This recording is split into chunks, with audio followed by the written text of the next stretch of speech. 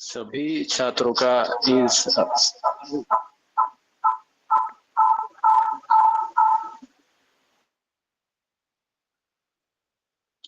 सभी छात्रों का आज के इस इंडक्शन मीटिंग प्रोग्राम में स्वागत है।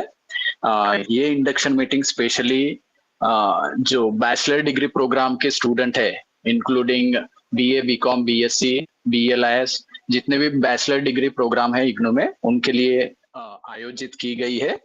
इंडक्शन मीटिंग का पर्पस ये होता है ताकि जो भी आपके जन डाउट है इग्नू में एडमिशन, हाँ, इग्नू में इवैल्यूएशन प्रोसेस कैसे चलता है, असाइनमेंट कैसे लिखना है, एग्जाम फॉर्म कब सबमिट करना है, जो भी ये जनरल जानकारी है, ये सभी आपको पता होनी चाहिए। और एट द एंड आप अपना प्रोग्राम कैसे कंप्लीट कर सकते हैं, ये सभी जानकारी इंडक्शन मीटिंग में शेयर की जाती है। ठीक है, तो मैं सबसे पहले मैं रीजनल डायरेक्टर सर को आमंत्रित करता हूँ, वो दो शब्द इंडक्शन मीटिंग के बारे में आपसे साझा करें। सर।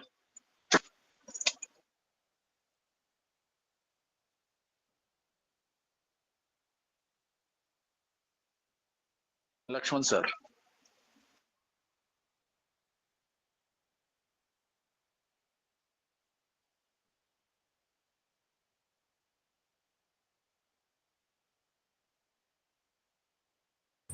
ये मेरा पीपीटी दिख रहा है क्या? Yes sir.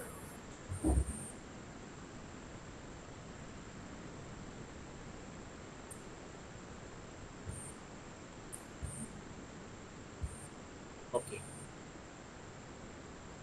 सो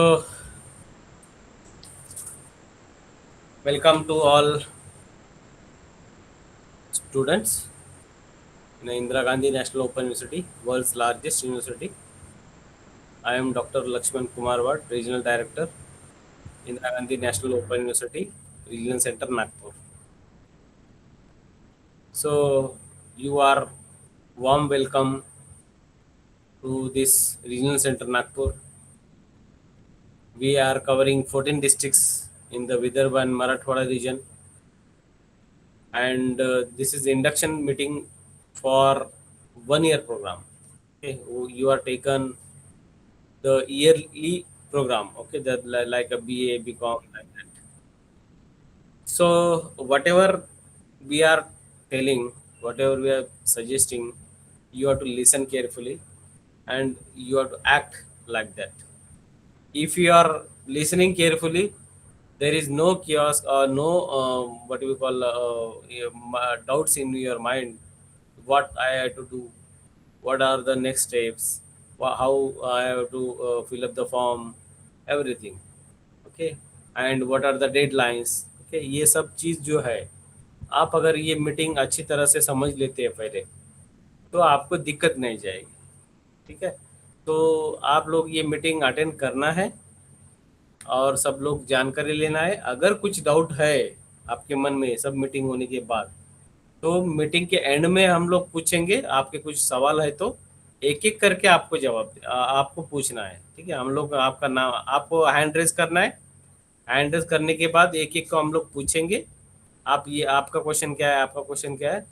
ठीक है, वो आप उसको आपका क्वेश्चन पूछ सकते हैं। अभी अभी चार्ट बॉक्स में, इनबॉक्स में, चार्ट बॉक्स में हमारे ऑल सोशल मीडियाज, जितने भी हमारे सोशल मीडिया, 7 सोशल मीडिया, जैसे कि यूट्यूब है, व्हाट्सअप चैनल है, ठीक है, और इंस्टाग्राम है, फेसबुक है, लिंक्डइन है, ट्विटर है, ठीक है, और अपना ये है लिंक्डइन है, ठीक है, और टेलीग्राम है। ये सब चैनल हमने उसका लिंक हमने अभी इनबॉक्स में डाला है, चैट बॉक्स में। आप सब लोग उस सोशल मीडिया को सब्सक्राइब कीजिए। सब्सक्राइब करने से क्या होता है कि आपका जो भी नोटिस है, आपके लिए जो भी नोटिसेस है, हम वो वहाँ पे सोशल मीडिया में डालते हैं, वो डायरेक्टली आपके पास पहुँच जाते हैं। अगर वो सब्सक्राइब नहीं करते हैं तो क्या होता है, आपका एक आधा नोटिस मिस हो जाएगा। फॉर्म, एग्जाम फॉर्म फिलअप का हमने नोटिस डाल दिया, आपका वो अगर मिस हो गया तो लेट फी आपको भरना पड़ेगा। लेट फी रहता है 1100 रुपये प्लस आपका जो भी एग्जाम फीस है वो। जैसे कि लेट फी का छोड़ दीजिए, दूसरा कुछ इम्पोर्टेंट नोटिस है एग्जामिनेशन के बारे में या कोर्स के बारे में या काउंसलिंग के बारे में, वो आपके यहाँ से नहीं छूटना चाहिए। इसलिए आप सभी सोशल मीडिया सब्सक्राइब कीजिए जहाँ पे आपको नोटिस डायरेक्टली मिल जाते हैं। आप नहीं तो आपको वेबसाइट पे आके हर चीज़ आपको देखना पड़ेगा नोटिस बोर्ड पे। ओके, इसलिए हम लोग रिकमेंड करते हैं हमारे जो भी सोशल मीडिया है सब आप लोग सब्सक्राइब कीजिए। वहाँ पे बहुत सारे वीडियोस भी है, इंडक्शन के वीडियोस है, इंटरव्यूज के वीडियोस है, जो सक्सेसफुल स्टूडेंट है उनके भी वीडियोस है, बहुत सारे वीडियोस अब आप वहाँ से देख सकते हैं। ठीक है, नेक्स्ट आगे बढ़ते हैं। ओके, सो यूनिवर्सिटी आप सभी को मालूम है अपना 3.4 मिलियन यानी कि 34 लाख स्टूडेंट्स अभी अ, अपने पास एनरोल्ड है, यानी कि पढ़ रहे हैं अभी फिलहाल में यूनिवर्सिटी में। 34 to 35 लाख स्टूडेंट्स अभी फिलहाल में पढ़ रहे हैं, इसलिए तो वर्ल्ड में सबसे बड़ा यूनिवर्सिटी है। इतना रजिस्ट्रेशन या इतना एनरोलमेंट किसी भी यूनिवर्सिटी में नहीं है वर्ल्ड में। Okay, this is the largest university because we have already students are learning, 35 lakh students learning in this university. Okay, that's why our university is largest university in the world. Okay, so unmatched quality, so we got the A++ accreditation by the National Assessment and Accreditation Council. Okay, this is the government organization, central government's organization who gives the accredit to the universities and colleges. A++ is the highest quality assessment test where we are getting last couple of years. Okay, although from this we are also number one in the NRF ranking, also National Institutional Ranking Framework, since 2024 and 2025. Okay, continuously we are in a number one rank in the open university category. Okay, so open university category means, so if you take all open universities in the India, so among them we are the number one. Okay, so don't hesitate.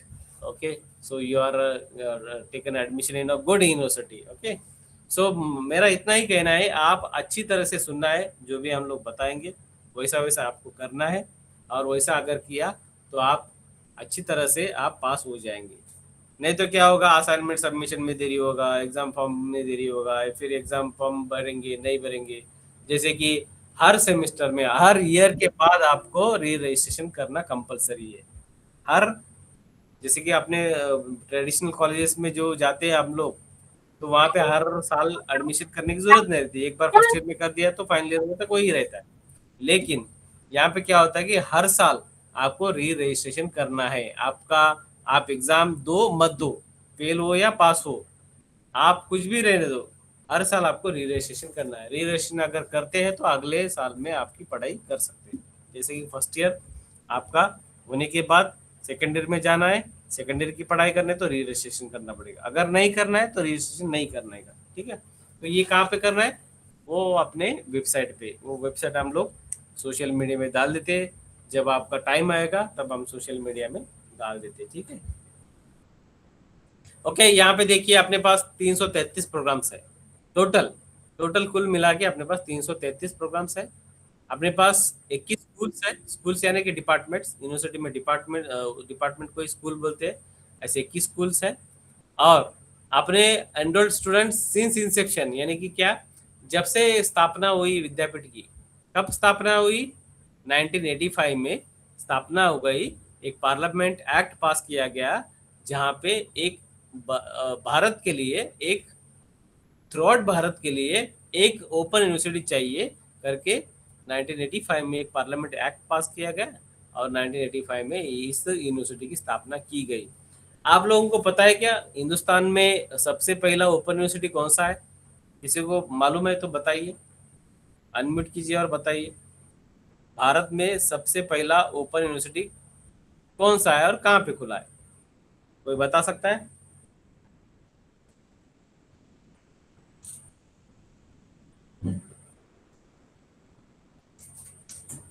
बता सकता है? No, IGNOU, IGNOU नहीं है।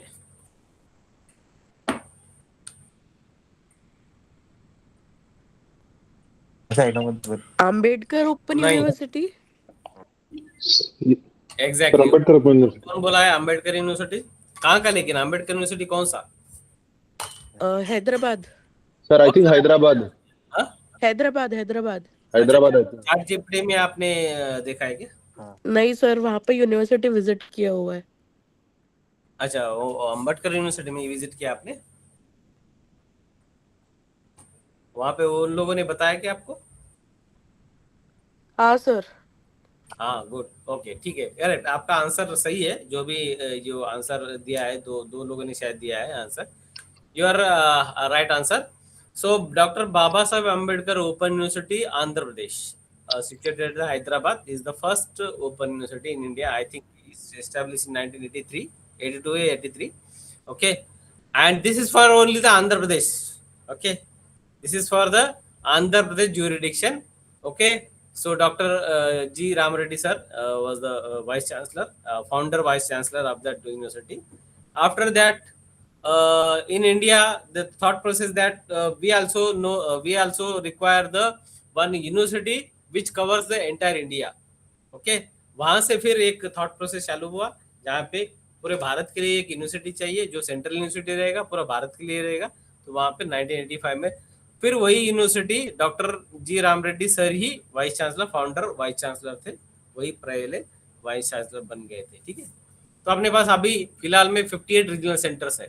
जैसे regional centre Nagpur एक regional centre है, वैसे हिंदुस्तान में 58 रीजनल सेंटर्स है। ठीक है, कितने लर्निंग सपोर्ट सेंटर्स यानी कि स्टडी सेंटर्स अपने पास? स्टडी सेंटर कितने? 2382, 2382 अपने पास स्टडी सेंटर्स है, या पूरे हिंदुस्तान में या हिंदुस्तान के बाहर भी है। हिंदुस्तान के बाहर 25 सेंटर्स है अपने 15 देशों में। 15 देशों में 25 स्टडी सेंटर है, यानी कि इंडिया के बाहर भी अपना स्टडी चलता है इग्नू का। ठीक है, we are international presence. Okay, so अपने पास मूक कोर्सेस है, मूक कोर्सेस का पूरा इग्नू ही संभालता है। अपने पास 7 डीटीएच चैनल्स है, 7 DTH channels, direct to home channel, जैसे कि दूरदर्शन है ना, वैसे चैनल्स है अपने पास। उसको बोलते हैं हम ज्ञान दर्शन। ऐसे 7 चैनल्स है, वो चैनल के ऊपर कंटिन्यूसली अपने लेक्चर चालू रहते। अभी तक इतने स्टूडेंट्स को अवार्ड कर चुके हैं हम लोगों ने। इतने स्टूडेंट 46 लाख अपने पास आउट हो चुके हैं अपने पास से। ठीक है, तो इतना बड़ा यूनिवर्सिटी है अपना। Okay, so key features: national jurisdiction with international presence, flexible learnings, okay, distance mode में, flexible admission and learning system, cost effective, सबसे कम अपने पास फीस है। आप एक आधा कोर्स आप बाहर करने गए तो लाखों लाखों में फीस देना पड़ता है। आईसीटी इनेबल्ड लर्निंग है, modular and multidisciplinary programmes है अपने पास, बहुत सारे प्रोग्राम्स है। प्रोग्राम्स आप देखिए तो 333 प्रोग्राम्स है अपने पास। वर्ल्ड में किसी भी यूनिवर्सिटी के पास इतने सारे प्रोग्राम नहीं है। वर्ल्ड में बोल रहा हूँ मैं, इंडिया की बात नहीं कर रहा हूँ, पूरे वर्ल्ड की बात कर रहा हूँ। वर्ल्ड में कहीं पे भी 333 प्रोग्राम वाला यूनिवर्सिटी एक भी नहीं है। ठीक है, wide range of programme, certificate, diploma, UG, PG, PhD भी है अपने पास। पीएचडी सिर्फ दिल्ली में चलता है। ओके, बाकी सब कोर्सेस रीजनल सेंटर में चलता है। अफोर्डेबल एजुकेशन, सबसे कम फीस है इसलिए अफोर्डेबल है। रिकॉग्नाइज्ड डिग्रीज, जैसे कि आप कुछ लोग बोलते हैं कि सर ये ओपन यूनिवर्सिटी का चलेगा क्या, फिर ये ग्राह्य है क्या, फिर इसको यूपीएससी दे सकते हैं क्या, एपीएससी दे सकते हैं क्या, कॉम्पिटेटिव एग्जाम दे सकते हैं क्या, बैंकिंग दे सकते हैं क्या, या रेलवे का एग्जाम दे सकता है? सब दे सकते हैं। ये जो अपना यूनिवर्सिटी है यूजीसी यूजीसी के रूल्स एंड रेगुलेशन में चलता है, और सब रूल्स एंड रेगुलेशन यूजीसी के फॉलो करता है। आप अगर एक आधा डिग्री आप दूसरे कोई भी यूनिवर्सिटी में करते हैं, जैसे गवर्नमेंट की यूनिवर्सिटी, स्टेट यूनिवर्सिटी, वो एट पार है अपना भी, ये जो भी डिग्री है एट पार है। आपको ये मालूम होगा सबसे ज्यादा यूपीएससी के जो एस्पिरेंट्स है, आईएएस, आईपीएस, कलेक्टर, एसपी जो बनते हैं, वो सबसे ज्यादा प्रीफर करते हैं इग्नू के मटेरियल को। मटेरियल अपने तो सुपर रिफाइंड मटेरियल अपने पास। जो यूपीएससी प्रिपेयर करते हैं ना, उनको सबको मालूम रहता है यूपीएससी का मटेरियल क्या है। ठीक है, यूपीएससी में ऐसे भी अपने पास लोग हैं जो कि कॉलेज का कभी मुंह नहीं देखा, सिर्फ इग्नू में पढ़ाई किया, डिग्री किया और कलेक्टर बन गया, आईएएस बन गए, आईपीएस बन गए, आईएफएस बन गए। ठीक है, ऐसे भी कुछ है लोग अपने पास। ठीक है, इसलिए आपका दिमाग में ये नहीं रखना चाहिए कि ये बाबा चलेगा क्या, फिर क्या करेगा, ये तो दौड़ेगा, सबके लिए दौड़ेगा, ठीक है। मल्टीपल एडमिशन साइकिल, जैसे कि आपने ट्रेडिशनल यूनिवर्सिटी में साल में एक ही बार होता है एडमिशन, जून जुलाई में, लेकिन आपके पास 2 साइकिल में एडमिशन होता है। जनवरी में एक बार होता है, जो कि आपका जनवरी बैच है, जनवरी में आपने एडमिशन लिया है, और अभी जुलाई एडमिशन चालू है अभी, ठीक है। ऐसा 2 बार होता है। अगर जनवरी में एडमिशन आपका रह गया किसी वजह से, तो आप जुलाई के सेशन में भी कर सकते हैं। एक्सटेंशन नेटवर्क बहुत बड़ा नेटवर्क है। नेटवर्क ऐसा है कि अपना रीजनल सेंटर 58 है, स्टडी सेंटर 2000 से ज़्यादा है अपने पास, और आप एग्जामिनेशन ऑल इंडिया में कहीं पे भी दे सकते हैं, कहीं पे भी, उसके लिए रिस्ट्रिक्शन नहीं है। सिर्फ एग्जाम फॉर्म आप भरते वक्त आपको वो सेंटर चूज करना है, ठीक है। वो सेंटर चूज करना है, और वहाँ पे जाके आप, अगर अगर सपोज आपने रीजनल सेंटर नागपुर में एडमिशन लिया है, यानी कि नांदेड़ में है, आप आगे चलकर आप मदुरई जाने वाले हैं, हैदराबाद जाने वाले, तो एग्जामिनेशन आपको हैदराबाद में देना है, दे सकते हैं। एग्जाम फॉर्म भरते वक्त आपको भरना पड़ेगा, ठीक है। सेल्फ लर्निंग मटेरियल है। सेल्फ लर्निंग मटेरियल, अपना जो मटेरियल है वो सबसे रिफाइंड है, और वो आपको वहाँ पोस्ट से डायरेक्ट दिल्ली से आपको आ जाएगा, ठीक है। स्टूडेंट सपोर्ट सर्विसेज, यानी कि आपको कुछ दिक्कत है, ईमेल कर सकते हैं, अपने एकेडमिक काउंसलर से, अपने ऑनलाइन रिसोर्सेस है, ठीक है, और अपने फ़ोन नंबर से, ईमेल आईडी से, आप वहाँ से आपको स्टूडेंट सपोर्ट ले सकते हैं। IGNOU aims to make a quality education accessible to all. Okay, देखिए यहाँ पे IGNOU offering what, everything, certificate, diploma, postgraduate diploma, graduation, post-graduation, PhD also we have, but at the Delhi only. Okay, IGNOU's mission है, इग्नू का mission क्या है, promote ODL, ODL यानी कि open distance learning globally. Okay, यहाँ पे क्या एज का क्राइटेरिया नहीं है, कितना भी बड़ा आदमी ले सकते हैं, आप खुद ले सकते हैं, आपके बच्चे ले सकते हैं, आपके माँ बाप ले सकते हैं एडमिशन, आपके दादी दादी या नानी, दादा, कोई भी हो, बुजुर्ग लोग, वो भी ले सकते हैं। यहाँ पे सब इकट्ठा बैठ के भी एग्जाम दे सकते हैं, ठीक है। यहाँ पे रेस्ट्रिक्शन नहीं, एज का कोई रेस्ट्रिक्शन नहीं, सिर्फ 18 साल के ऊपर चाहिए, ठीक है। जेंडर का कोई नहीं है अपने पास, मेल फीमेल ट्रांसजेंडर भी है अपने पास, ठीक है। अपने इग्नू में ट्रांसजेंडर भी है अपने एडमिशंस, वो भी पढ़ते हैं अपने पास। सभी रिलीजन के लोग हैं अपने पास, सभी देश के लोग हैं अपने पास, इसलिए यहाँ पे कोई बैरियर नहीं है, कोई बैरियर नहीं है, ठीक है। ओके, प्रोग्राम गाइड सबसे इंपॉर्टेंट एक बात है कि प्रोग्राम गाइड सब लोगों ने अच्छी तरह से ध्यान में रखिए। ये जो प्रोग्राम गाइड है सबसे इंपॉर्टेंट है, प्रोग्राम गाइड, ठीक है। सब लोग कान खोलकर सुनना है। प्रोग्राम गाइड आपका जो भी बीए बीकॉम जो भी प्रोग्राम है आपका, सभी प्रोग्राम का एक प्रोग्राम गाइड आता है, ठीक है। वो अभी कैसा डाउनलोड करना है, कैसा देखना है, और राजेश सर बताएंगे आप लोगों को मेरा ये सेशन होने के बाद, ठीक है। ओके, सो प्रोग्राम गाइड सब लोगों ने डाउनलोड करके प्रिंट आउट करके अपने पास रखना है, और एक ना एक लाइन वो पढ़ के रखना है। प्रोग्राम गाइड में क्या दिया जाता है, programme guide is nothing but official handbook, official document for that specific programme. आपका जो भी प्रोग्राम है, जो भी बीए है आपका, सपोज बीए के बारे में आपको क्या करना है, क्या नहीं करना है, कब क्या करना है, ये सब कुछ ये आपके प्रोग्राम गाइड में मेंशन रहता है। इसलिए प्रोग्राम गाइड सब लोग आप लोग डाउनलोड करके रखना ही रखना है, ठीक है। आपको किसी का मेल आईडी चाहिए, एकेडमिक काउंसलर का या किसी कोऑर्डिनेटर का चाहिए, वहाँ पे आपको मिल जाएगा, वहाँ पे आपको मेल करके आपको उसको तुरंत उसका समाधान किया जाएगा, ठीक है। Explain course structure, credits and duration. आपका जो कोर्स है बीए, कितने साल, मिनिमम कितने साल में कंप्लीट कर सकते हैं, और मैक्सिमम कितने साल में कंप्लीट कर सकते हैं, ठीक है। और उसके कितने क्रेडिट्स है, उसका स्ट्रक्चर क्या है, कोर्स का स्ट्रक्चर क्या है, कि बाबा मुझे असाइनमेंट सबमिट करना है या नहीं करना है, असाइनमेंट के कितने मार्क्स है, एक्सटर्नल एग्जामिनेशन कितने मार्क्स है, कितने में पास होना चाहिए, कितने क्रेडिट का कोर्स है, ये सब कुछ ये प्रोग्राम गाइड में बताया जाएगा। Tell us how to use the study material and student support services. Yes, study material कैसा पढ़ना है, क्या करना है, स्टूडेंट सर्विसेज के बारे में सब कुछ उसमें जानकारी दी गई। Acts your main reference through the programme. सबसे इम्पोर्टेंट है ये प्रोग्राम गाइड, इसलिए आप लोग सब लोग ध्यान से ये डाउनलोड करना है और पढ़ना, और अपना ही प्रोग्राम का करना है। बीए का स्टूडेंट है तो बीए का ही डाउनलोड करके रखना है, बीए का स्टूडेंट कॉमर्स बीकॉम का नहीं करके रखना है, वो अलग चीज हो गया।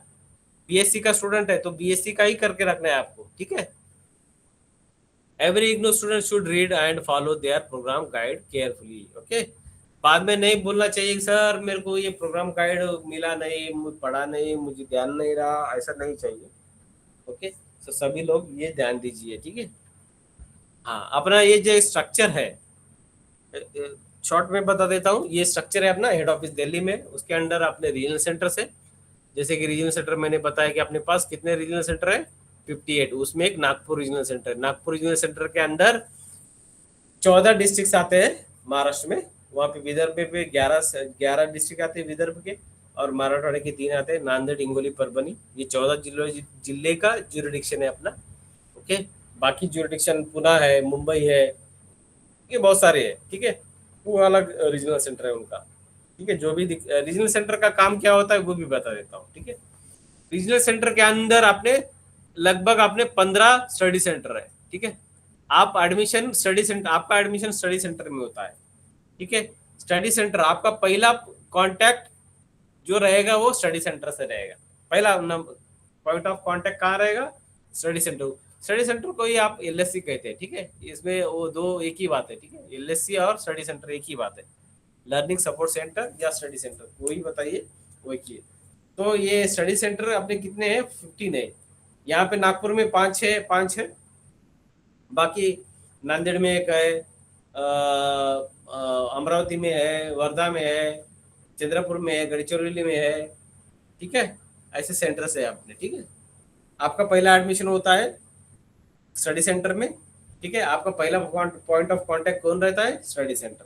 आपको कुछ दिक्कत आती है तो स्टडी सेंटर में मेल करना है। मेल आईडी अपने जो वेबसाइट है rcnagpur.ignou.ac.in, वहाँ पे अगर जाएंगे, वहाँ पे सब डिटेल दिया है। वहाँ पे कितने बजे खुलता है आपका स्टडी सेंटर, कितने बजे बंद होता है, कौन से दिन में खुलता है, कौन से रात में खुलता है। कुछ स्टडी सेंटर ऐसे कि शाम में खुलते हैं, कुछ स्टडी सेंटर ऐसे कि दिन में खुलते हैं, कुछ स्टडी सेंटर ऐसे संडे खुलते हैं, ठीक है। कौन बोल रहे हैं? बीच में प्लीज कुछ बोलिए मत। आपका सवाल जवाब बाद में रहेगा, जब हम लोग बोलेंगे सवाल जवाब के लिए तब आपको बोलना है सिर्फ, ठीक है। और स्टडी सेंटर्स क्या होता है? स्टडी एकेडमिक काउंसलिंग होते हैं। एकेडमिक काउंसलिंग लेक्चर्स, अपन लेक्चर बोलते हैं ना, लेक्चर्स होते हैं वहां से। उसका शेड्यूल आता है, शेड्यूल आपको मेल पे आ जाएगा या यूट्यूब चैनल पे। सॉरी, आपको यहाँ पे और एक बात है कि कम्युनिकेशन आपका ईमेल से रहेगा, ठीक है। ईमेल सबसे, आप ईमेल चेक करते रहना चाहिए रोज, ठीक है। आपका जो भी कम्युनिकेशन है, आप समझिए कि आपका सेशंस ऑर्गेनाइज करना है, हमें शेड्यूल करना है, तो शेड्यूल करके हम लोग आपके ईमेल पे हम लोग भेज देते हैं, ठीक है। और आपको वो अटेंड करना है शेड्यूल में जो भी दिया हुआ है।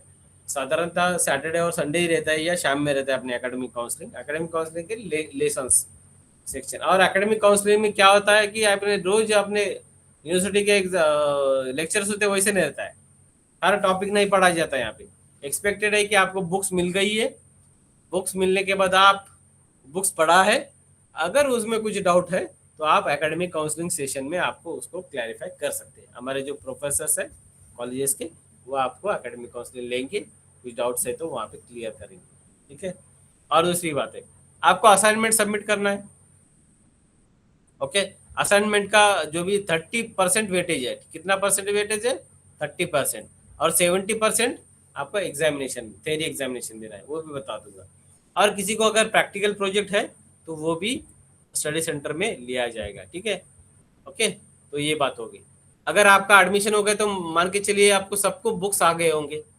अगर किसी को बुक्स नहीं आया तो यहाँ पे एक मेल आईडी दिया है, registrar.mpdt@ignou.ac.in। यहाँ पे आपको मेल करना है कि बाबा मुझे बुक्स नहीं आया। मेल लिखते वक्त आपको ईमेल आपका देना है, एनरोलमेंट नंबर देना है, प्रोग्राम देना है और कौन सा ईयर है वो देना है, ठीक है। आपको ये चीज करके आपको मेल करना है तो आपको बुक्स आ जाएंगे, डायरेक्ट दिल्ली से आ जाएंगे स्पीड पोस्ट से, ठीक है, ओके। ये हो गया एक पार्ट। तीसरा पार्ट है अपना एसीडी, स्टूडेंट इवैल्यूएशन डिवीजन। ये डिवीजन का काम है कि एग्जामिनेशन लेना, आपके एग्जामिनेशन फॉर्म भर लेना, आपके पास से एग्जामिनेशन कंडक्ट करना और रिजल्ट डिक्लेयर करना। ये 3 चीजें वो एसीडी करता है, ठीक है। एग्जामिनेशन फॉर्म कब होता है? आपका तो कंफर्मेशन आ गया, आप पढ़ाई भी चालू कर दिए, आपके बुक्स भी आ गए, तो फिर एग्जाम फिलिंग कब आएगा? अभी राजेश सर बताएंगे कब आएगा आपका। और इसका हम लोग सोशल मीडिया में डाल देते हैं, तब आपको एग्जाम फॉर्म भरना है।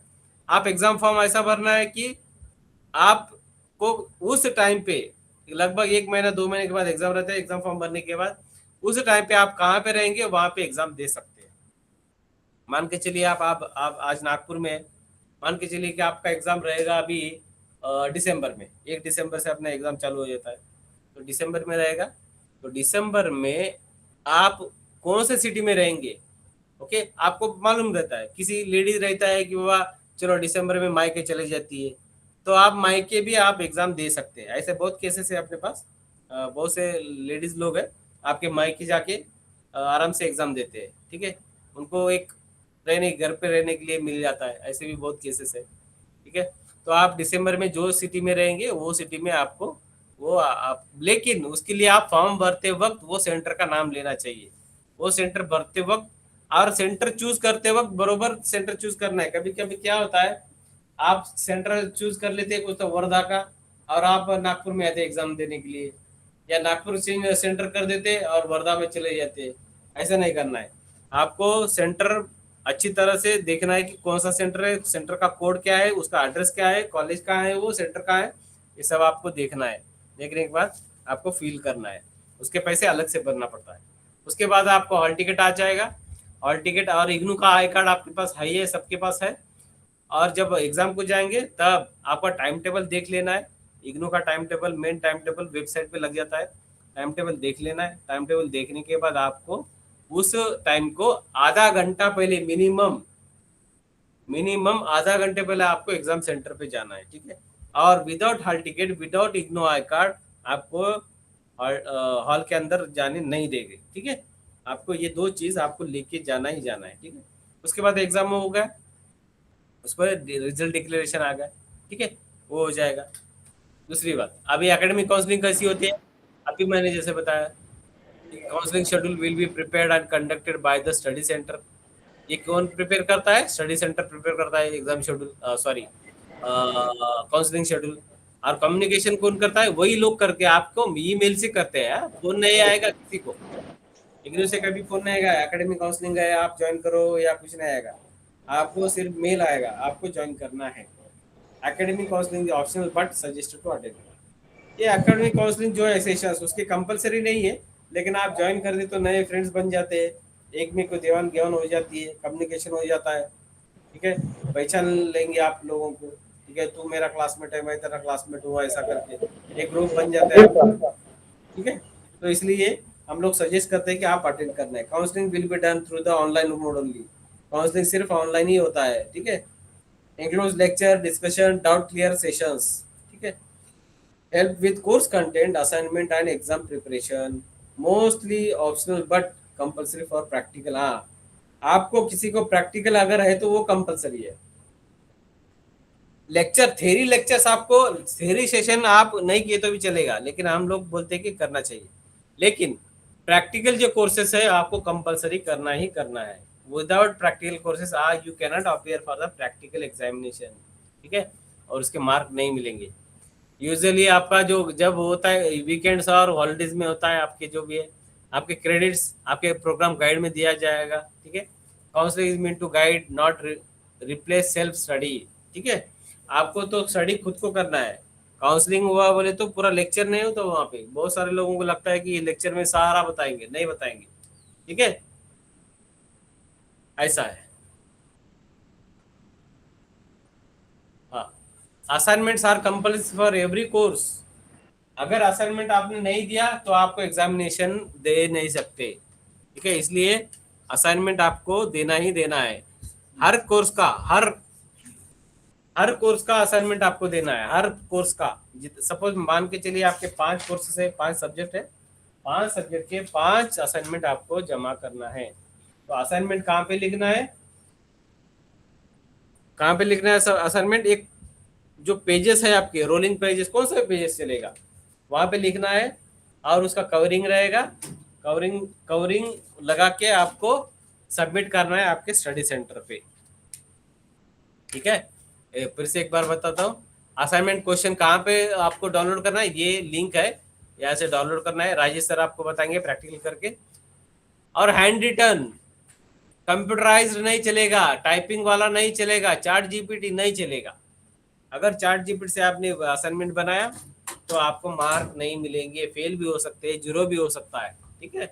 इसलिए आपको स्टडी मटेरियल जो आया है उसको पढ़ना है, पढ़ने के बाद आपको हाथ से लिखना है पेपर पे, वो सभी पेपर चलेगा, और वो paper submit physically at the study centre. आपको स्टडी सेंटर हेलो से, हाँ सर, सेमेस्टर 1 और सेमेस्टर 2 दोनों का एक ही साथ दिसंबर में एग्जाम होगा? नहीं, आपका डाउट जो अभी है ना सबका, आप लास्ट में पूछिए, हम लोग जब बोलेंगे ना डाउट के लिए तब पूछना है आप लोग, ठीक है। हाँ। तो सबमिशन कहाँ पे करना है आपको?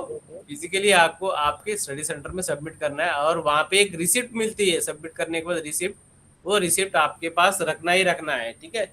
अगर मान के चलिए कुछ गड़बड़ हो गया, आप बोलेंगे सबमिट किया, उन्होंने बोलेंगे नहीं किया, तो इसलिए जैसे कि बैंक में आप कैश भरने के बाद रिसिप्ट लेते हैं ना, वैसा आपको यहाँ पे एक चालान मिलेगा, आपने ये कोर्स का आपने ये सबमिट किया करके, ठीक है, असाइनमेंट सबमिट किया करके, ठीक है। Must be submitted before the term and examination, examination से पहले सबमिट करना है, उसका भी डेडलाइन रहता है, ठीक है। वो भी हम लोग सोशल मीडिया पे डाल देते हैं। इवेल्यूशन हम लोग उसको इवेल्यूशन के भेज देते हैं, तो 30% उसका वेटेज रहेगा, 30 मार्क्स। एक मान के चलिए कि 100 मार्क्स है एक कोर्स को, 100 में से आपको 30 मार्क ही असाइनमेंट को रहेंगे, और 70 मार्क आपका थ्योरी में रहेंगे, थ्योरी एग्जामिनेशन देना है, ठीक है। असाइनमेंट कवर, हाँ, उसको क्या क्या लगाना है असाइनमेंट को लिए, क्या क्या लगाना है, असाइनमेंट का कवर रहता है, इग्नू के पोर्टल में मिल जाएगा, वो लगाना है, प्रिंट आउट लेना है, असाइनमेंट क्वेश्चन पेपर लगाना है, और आपका असाइनमेंट रिस्पॉन्सेस यानी कि हैंड रिटन जो भी मटेरियल है आपका वो लगाना है, ठीक है। Without submitting assignment you can not appear the examination for get result. अगर आप एग्जामिनेशन थ्योरी एग्जामिनेशन तो दे नहीं सकते, अगर दिए तो भी आपका रिजल्ट नहीं आएगा, ठीक है, इसलिए असाइनमेंट कंपलसरी है। Minimum passing marks check your programme guide. अब इसमें पासिंग मार्क अलग अलग पासिंग मार्क्स है, बीए का अलग है, बीकॉम का अलग है, बीएससी का अलग है, सबका अलग अलग है। वो कहाँ पे मेंशन होगा? आपके प्रोग्राम गाइड में मेंशन होगा, ठीक है। किसी का 40 को है, किसी का 45 को है, किसी का 50 है, ठीक है, अलग अलग है, आप प्रोग्राम गाइड में देख सकते हैं। प्रैक्टिकल, अगर किसी का प्रैक्टिकल है तो प्रैक्टिकल कंपलसरी है, आपको प्रैक्टिकल अटेंड करना ही करना है, आपको शेड्यूल ईमेल पे आ जाएगा।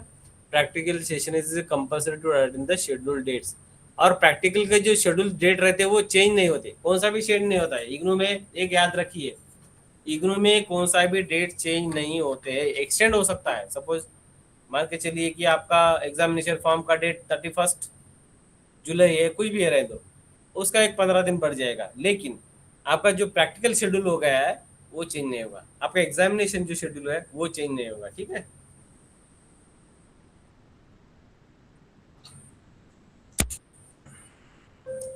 Practical session schedule will not change in any case, किसी के लिए भी चेंज नहीं होता है, क्योंकि आपका चेंज करने के तो दूसरे लोग आ जाते। प्रैक्टिकल कोर्स जो है lab based courses, okay, attendance is compulsory, आपको 75% अटेंडेंस रहना ही रहना है, ठीक है। अगर उसके कम हो गया तो आप फेल हो सकते हैं, ये एग्जाम को बैठने नहीं दिया जाएगा, ठीक है। Assessment assessed through the practical exam record और वाइवा, वाइवा भी रहता है, रिकॉर्ड बुक आपको बनाना है, एग्जाम प्रैक्टिकल परफॉर्मेंस भी करना है, ठीक है। Marks are added to the final, आपके जो प्रैक्टिकल के मार्क है वो फाइनल में ऐड हो जाएंगे। इन सेलेक्टेड प्रोग्राम्स जैसे कि BCA, MCA, MBA, MSW, topic selection, project proposal, report writing, viva, ये जैसे कि ये जो कोर्सेस है, ऐसे कोर्स में ये सारा करना पड़ता है आपको टॉपिक सिलेक्शन करना है, प्रोजेक्ट बनाना है, रिपोर्ट राइट करना है, और वाइवा भी देना है। ये आप इसलिए हम लोग बोलते हैं कि सब लोग प्रोग्राम गाइड जो है सबसे इम्पोर्टेंट है, वो देख लाना है सबको अलग अलग, ठीक है। Must be approved before starting the for many programmes. तो इससे एग्जाम वो आपको पहले ही करना है, वो evaluated based on the report quality and viva hours, passing the project is mandatory to complete the programme, ठीक है। आपने थ्योरी सब पास कर लिया, असाइनमेंट भी हो गया, लेकिन आपने प्रोजेक्ट नहीं किया, आपका रिजल्ट नहीं लगेगा, ठीक है, आप पास नहीं हो जाएंगे डिग्री, ठीक है। You must follow the project guidelines mention in the project manual, और उसके साथ साथ जिसके प्रोजेक्ट्स है उसके प्रोजेक्ट मैनुअल भी मिलते हैं आपने, ठीक है। वो भी आपको पढ़ने डाउनलोड करके रखना है और पढ़ना भी है, ठीक है। Practical and project work focus on hands on learning and real world applications, ठीक है। ठीक है, आपको मटेरियल मिल जाता है, सबको मिल गया होगा अभी तक। अगर किसी को नहीं मिला तो restart.nptt@igno.ac.in में आपको मेल करना है। ऑडियो वीडियो लेक्चर्स, ई ज्ञान कोश है, यूट्यूब है, वहाँ पे भी लेक्चर्स है अपने। मोबाइल ऐप है, ज्ञान वाणी है, ज्ञान दर्शन है, स्वयं प्रभा है, काउंसलिंग ऑनलाइन होता है, टेली कॉन्फ्रेंस भी है अपने पास, ठीक है। हाँ, तो मटेरियल प्रोडक्शन मैं आप ही बता चुका हूँ। अगर किसी को स्टेटस देखना है मटेरियल का क्या हुआ, तो यहाँ पे जाके आप मटेरियल चेक कर सकते हैं। अगर किसी को मटेरियल नहीं आया तो आप ई बुक्स यानी कि ई मटेरियल आपको डाउनलोड कर सकते हैं eGyanKosh.ac.in पे। ये राजेश सर बताएंगे कैसा डाउनलोड करना है, किस चीज़ का। अगर किसी को मटेरियल नहीं आया, फिजिकल बुक्स नहीं आया, तो restart.nptt@igno.ac.in पे आप मेल कर सकते हैं, ठीक है। तो स्टूडेंट इवेल्युएशन, जैसे कि मैं बताया, स्टूडेंट इवेल्युएशन का काम है एग्जामिनेशन फॉर्म पर लेना, एग्जामिनेशन कंडक्ट करना और रिजल्ट लगाना, ठीक है। तो टर्म एंड एग्जामिनेशन, आपका एग्जामिनेशन रहेगा अभी 1 दिसंबर से आपका एग्जामिनेशन रहेगा, ईयरली पैटर्न है आपका। तो उससे दो महीने पहले आपका एग्जामिनेशन फॉर्म फिलअप शुरू हो जाएगा, हम सोशल मीडिया में डाल देंगे, ठीक है। किसी का फ़ोन नहीं आएगा, एग्जाम फॉर्म भरना है बाबा, तो तूने नहीं भरा है, तेरे को एग्जाम फॉर्म भरना है, ऐसा नहीं आएगा। किसी को फोन, किसी को मेल नहीं आएगा। सोशल मीडिया हम लोग डाल देते हैं और हमारे पोर्टल पे डाल देते हैं, वेबसाइट पे डाल देते हैं, ठीक है, ओके। और एग्जाम फॉर्म भरते वक्त आपको ध्यान से भरना है, आपका जहाँ पे देना है आपको एग्जामिनेशन वहीं का ही भरना है, ठीक है। लेकिन इसमें एक चीज़ है, थ्योरी आप ऑल इंडिया कहीं पे भी दे सकते हैं, लेकिन प्रैक्टिकल जो एग्जाम है आपका जो स्टडी सेंटर है वहीं पे कर सकते हैं। प्रैक्टिकल आपको कहीं पे दूसरी तरह नहीं कर सकते, ठीक है। हाँ, प्रीवियस ईयर क्वेश्चन पेपर लेना है तो यहाँ पे आप जाके प्रीवियस ईयर के क्वेश्चन पेपर डाउनलोड कर सकते हैं। हाँ, अपने पास 10 एग्जाम सेंटर्स है, 10 में से यहाँ पे 8 दिख रहे हैं आप लोगों को, ठीक है। और 2 ऐसे एग्जाम सेंटर है जहाँ पे आप लोग एग्जाम देने को नहीं जा सकते, और वहाँ के जो स्टूडेंट है वो बाहर आके एग्जाम ले सकते। जैसे कि जेल सेंटर है अपना, नागपुर में सेंट्रल जेल है, वहाँ पे भी अपना एग्जाम सेंटर है, वहाँ पे कैदियों के लिए एग्जाम सेंटर है। एक अमरावती में भी है, अमरावती के कैदियों के लिए एग्जाम सेंटर है, वहाँ पे आप लोग नहीं जा सकते, वो लोग बाहर आके एग्जाम ले सकते, इसलिए वो एग्जाम सेंटर हम लोग बताते नहीं कहीं पे, ठीक है। ये 10 सेंटर है, अपने रीजनल सेंटर में ये 10 है, ठीक है। अदर रीजनल सेंटर अलग अलग हो सकते हैं, कहीं ज़्यादा होंगे, कहीं कम होंगे, ठीक है। लेकिन मैक्सिमम हर सिटी में, हर डिस्ट्रिक्ट में एग्जाम सेंटर रहता है जनरली। हाँ, ऐसा नहीं कर सकते कि हर डिस्ट्रिक्ट में होना ही चाहिए, ऐसा नहीं है। फिजिकली लायबल, फिजिबिलिटी भी चाहिए वहाँ पे अपने को, ठीक है। नागपुर में आपका जो एग्जाम होगा अगला वाला, आप अगर समर एग्जाम देंगे तो आप यहाँ पे रहेगा, समर नहीं, आप देंगे विंटर, तो आपका एग्जामिनेशन इंस्टीट्यूट ऑफ साइंस में रहेगा, ठीक है, सिविल लाइन में आपका एग्जाम यहाँ पे होगा। अगर समर एग्जाम दे रहे तो आरटी यूनिवर्सिटी में होगा, ठीक है, नागपुर में। अमरावती में संत गाडगे बाबा अमरावती यूनिवर्सिटी में है, वर्धा में Mahatma Gandhi Institute of Medical Sciences Sevagram में है, चंद्रपुर में राजीव गांधी इंजीनियरिंग कॉलेज में है, गढ़चिरौली में गोंडवाना यूनिवर्सिटी में है, यवतमाल में बापू साहेब आने महिला महाविद्यालय में है, ये बस स्टैंड के पास है, लेडीज का कॉलेज है। नांदेड़ में प्रतिभा निकेतन बड़ा कॉलेज है, वहाँ पे है। और खामगांव में एक है अपना GS science, Khamgaon Buldhana district में आता है, GS science arts and commerce college Khamgaon district Buldhana. या ऐसे अपने आर्ट सेंटर है, आर्ट सेंटर में आप कहीं पे भी एग्जामिनेशन दे सकते हैं, ठीक है, थ्योरी एग्जामिनेशन, ओके। ये 8 छोड़ के बाकी ऑल इंडिया में भी है, वहाँ पे रीजनल सेंटर में जाके आप ढूंढ सकते हैं, ठीक है। ये हो गया रिजल्ट डिक्लेरेशन, इसका आप ये ले सकते हैं। अगर आपका असाइनमेंट, एग्जामिनेशन, प्रोजेक्ट, सेमिनार आप सब कंपोनेंट कंप्लीट करते हैं तो आपका रिजल्ट आएगा, नहीं तो नहीं आएगा, ठीक है। हाँ, प्रोजेक्ट वर्क बनाना है आपको, सेमिस्टर री रजिस्ट्रेशन, जैसे कि मैंने बताया कि आपको हर साल, आपका तो ईयरली प्रोग्राम है तो हर साल के बाद आपको री रजिस्ट्रेशन करना है, ठीक है। री रजिस्ट्रेशन का पोर्टल यहाँ पे दिया है, ठीक है। जिसका सेमिस्टर बेस है तो सेमिस्टर में करेगा, जिसका ईयर बेस है तो ईयर में करेगा, ठीक है।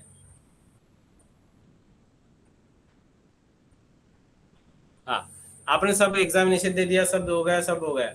आपको अभी सब होने के बाद आपको मार्कशीट और आपका प्रोविजनल डिग्री सर्टिफिकेट आपके घर पे पोस्ट से आ जाएगा, ठीक है। तो आप कभी भी जो आपका एड्रेस अगर चेंज करते हैं तो इग्नू आपके समर्थ पोर्टल में जाके आप एड्रेस चेंज करना है। नहीं तो क्या होता है, एड्रेस अगर नहीं चेंज किया, आप पास हो गए तो आपका marksheet PDC provisional degree certificate आपको वो पुराने एड्रेस पे चला जाएगा। अगर वहीं पे कोई नहीं है तो वापस दिल्ली चला जाएगा, दिल्ली से लाना मुश्किल है, ठीक है। इसलिए आपका अगर एड्रेस चेंज होता है तो आप चेंज एड्रेस कीजिए, या पोस्टमैन का नंबर आपके पास रखिए, उसको बता के रखिए मेरा डिग्री आएगा, और वो डिग्री आपको ही देंगे या आपके माता पिताजी को ही दे सकते हैं, घर वालों को ही दे सकते हैं, आजू बाजू में कहीं नहीं थे वो। अगर आपका कोई वो एड्रेस पे कोई नहीं मिला तो डायरेक्ट दिल्ली जाएगा वो, ठीक है। हाँ, उसके बाद कॉन्वोकेशन होगा। आपका मार्कशीट आ गया, प्रोविजनल डिग्री सर्टिफिकेट आ गया, कॉन्वोकेशन का तारीख डिक्लेयर होगा। कॉन्वोकेशन में राष्ट्रपति जी रहते हैं, हमारे अपने जो विजिटर है, बॉस है अपने, वो वहाँ पे रहते हैं। मेन प्रोग्राम दिल्ली में होता है, और अपने रीजनल सेंटर में भी हम लोग भी कॉन्वोकेशन करते हैं। आप यहाँ पे आके आप अपने वो जो भी यहाँ पे मान्यवर रहेंगे उसके हाथ से आपको डिग्री मिलेगा। उससे पहले आपको रजिस्ट्रेशन करना पड़ता है, 600 रुपये जो भी है उसका फीस आपको रजिस्ट्रेशन करना पड़ता है अटेंड करने के लिए, ठीक है। और रजिस्ट्रेशन का जो भी है वो यहाँ पे दिया है, ठीक है। और आपको डिग्री सर्टिफिकेट वहाँ पे उनके हाथ से मिल जाएगा। अभी 7 अप्रैल में आपका अपना कॉन्वोकेशन हुआ है, स्टॉप कॉलेज में हम लोगों ने कॉन्वोकेशन लिया है। लगभग 1400 स्टूडेंट को हम लोगों ने डिग्री दिया है इस बार, ठीक है। हाँ, ये बहुत सारे लिंक्स है, ये आप लोग स्क्रीनशॉट ले सकते हैं, इसका स्क्रीनशॉट ले लो, काम का है ये, ठीक है। हाँ, tips, read material before sessions, यानी कि थ्योरी लेक्चर सेशन से पहले आपको मटेरियल पहले रीड करना है। अगर डाउट है तो अटेंड करना है और आपको वहाँ पे डाउट्स पूछना है। Participate actively in counselling, keep in touch with the study centre and regional centre. Touch with सवेरे, रोज सवेरे उठ के फ़ोन नहीं करना है रीजनल सेंटर या स्टडी सेंटर को, ठीक है। तो आपको कुछ प्रॉब्लम है तो एलएससी या स्टडी सेंटर्स को टच में रहना है।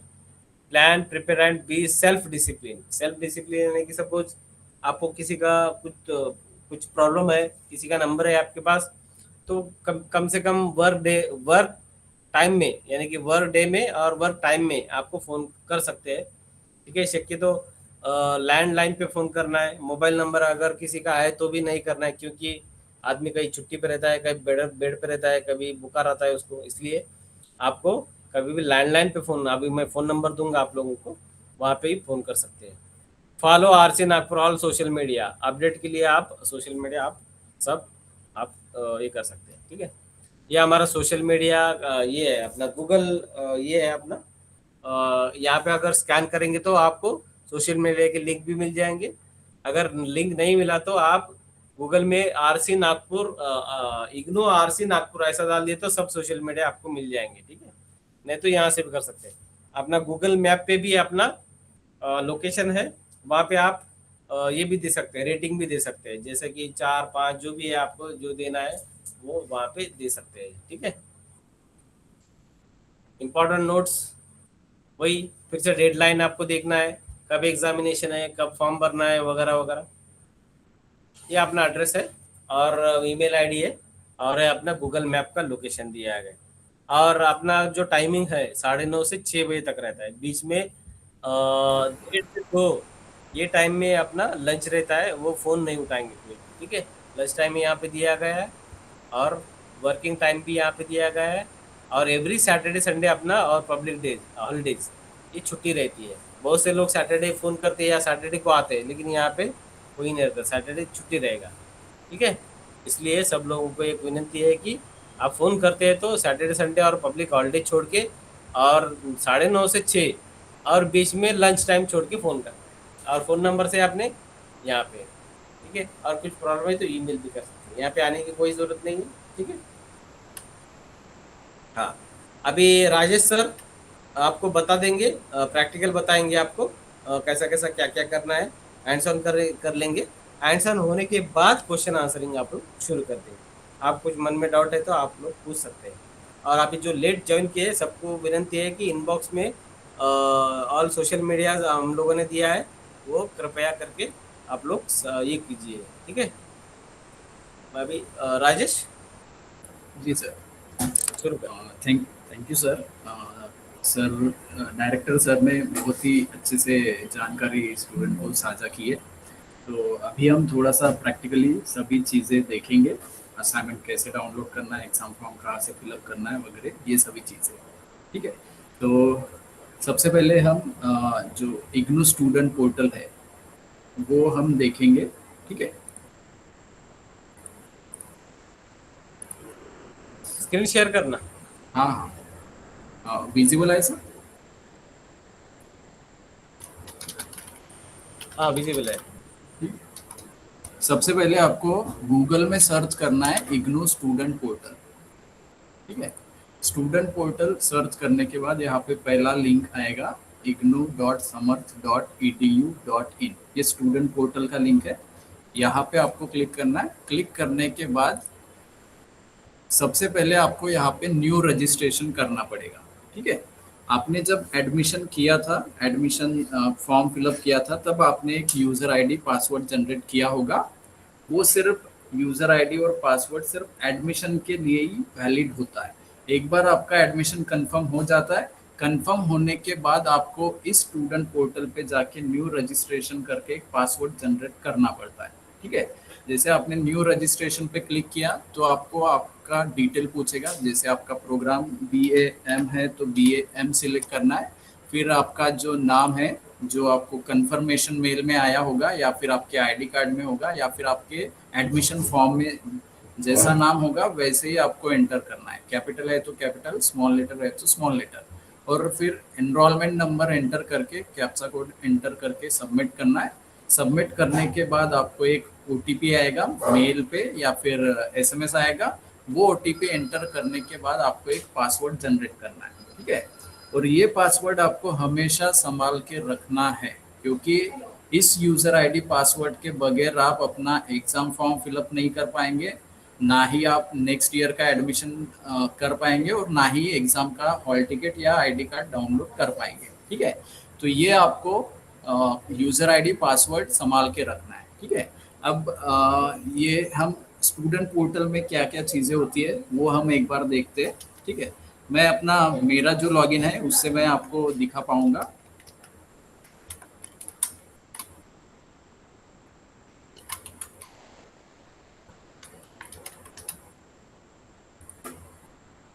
ठीक है, ये स्टूडेंट पोर्टल ओपन हो जाएगा। यहाँ पे लेफ्ट हैंड साइड में आपको अगर एग्जाम फॉर्म फिलअप करना है, ठीक है, एग्जामिनेशन पे आपको क्लिक करना पड़ेगा।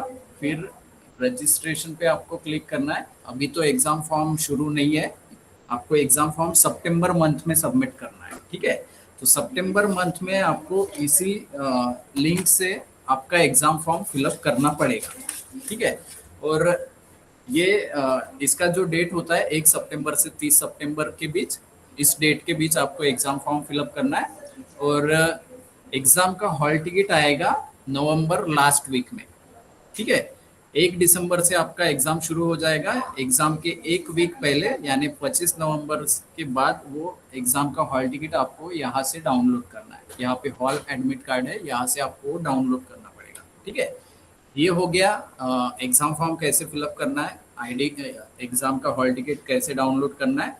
नेक्स्ट है एग्जाम आपने दिसंबर में अपीयर कर दी, उसके बाद आपको क्या प्रोसेस करना पड़ेगा वो हम देखते हैं। यहाँ पे एक री रजिस्ट्रेशन करके एक लिंक है। ठीक है, री रजिस्ट्रेशन पे क्लिक करना है। री रजिस्ट्रेशन का मतलब है नेक्स्ट ईयर का एडमिशन, नेक्स्ट ईयर या नेक्स्ट सेमेस्टर का एडमिशन। आपका एडमिशन अभी फर्स्ट ईयर के लिए हुआ है, शायद कुछ स्टूडेंट के एडमिशन फॉर्म में फर्स्ट सेमेस्टर सेकंड सेमेस्टर लिखा होगा, बट ये दोनों सेमेस्टर मिला के ही फर्स्ट ईयर होता है। ठीक है, तो आपको अभी दिसंबर मंथ में आपको सेकंड ईयर का भी एडमिशन लेना है।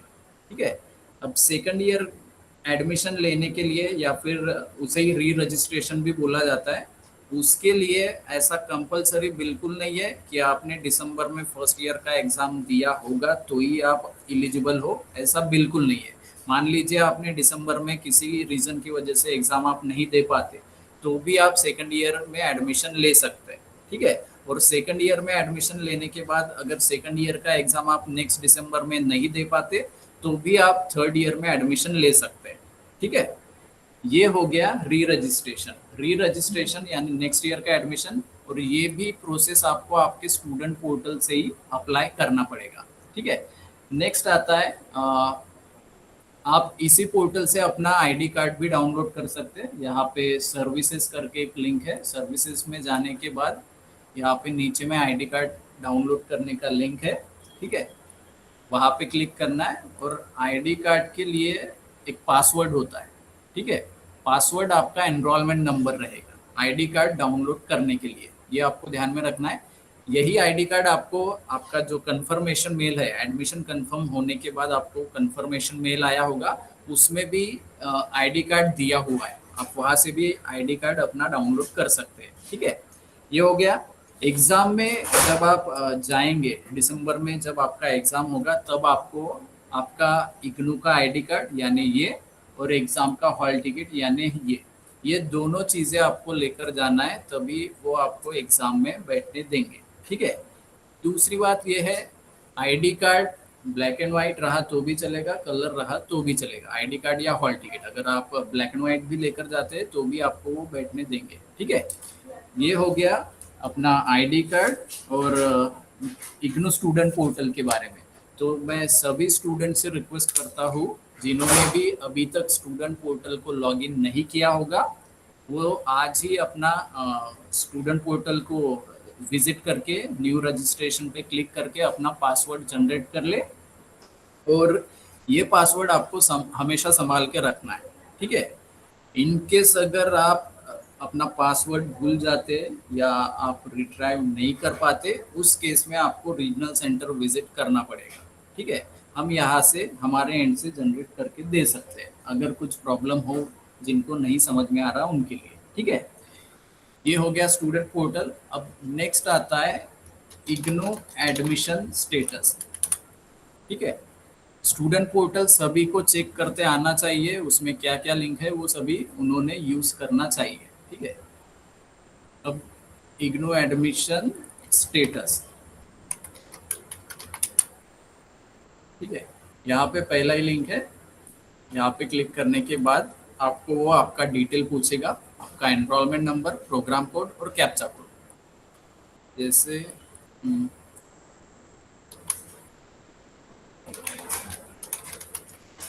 मेरा एनरोलमेंट नंबर, प्रोग्राम कोड मेरा पीजीडीटी था। ठीक है, आपका जो भी प्रोग्राम है, बीएएम, बीकॉम है, बीबीए, वो आपको एंटर करना पड़ेगा। वो एंटर करके आपको सबमिट करना है। ठीक है, सबमिट करने के बाद यहाँ पे आपका पूरा डिटेल इन्फॉर्मेशन आएगा, आपका नाम, एनरोलमेंट नंबर, प्रोग्राम, मीडियम क्या है, एडमिशन आपने कब लिया, जैसे ये मेरा जनवरी 20 का एडमिशन था।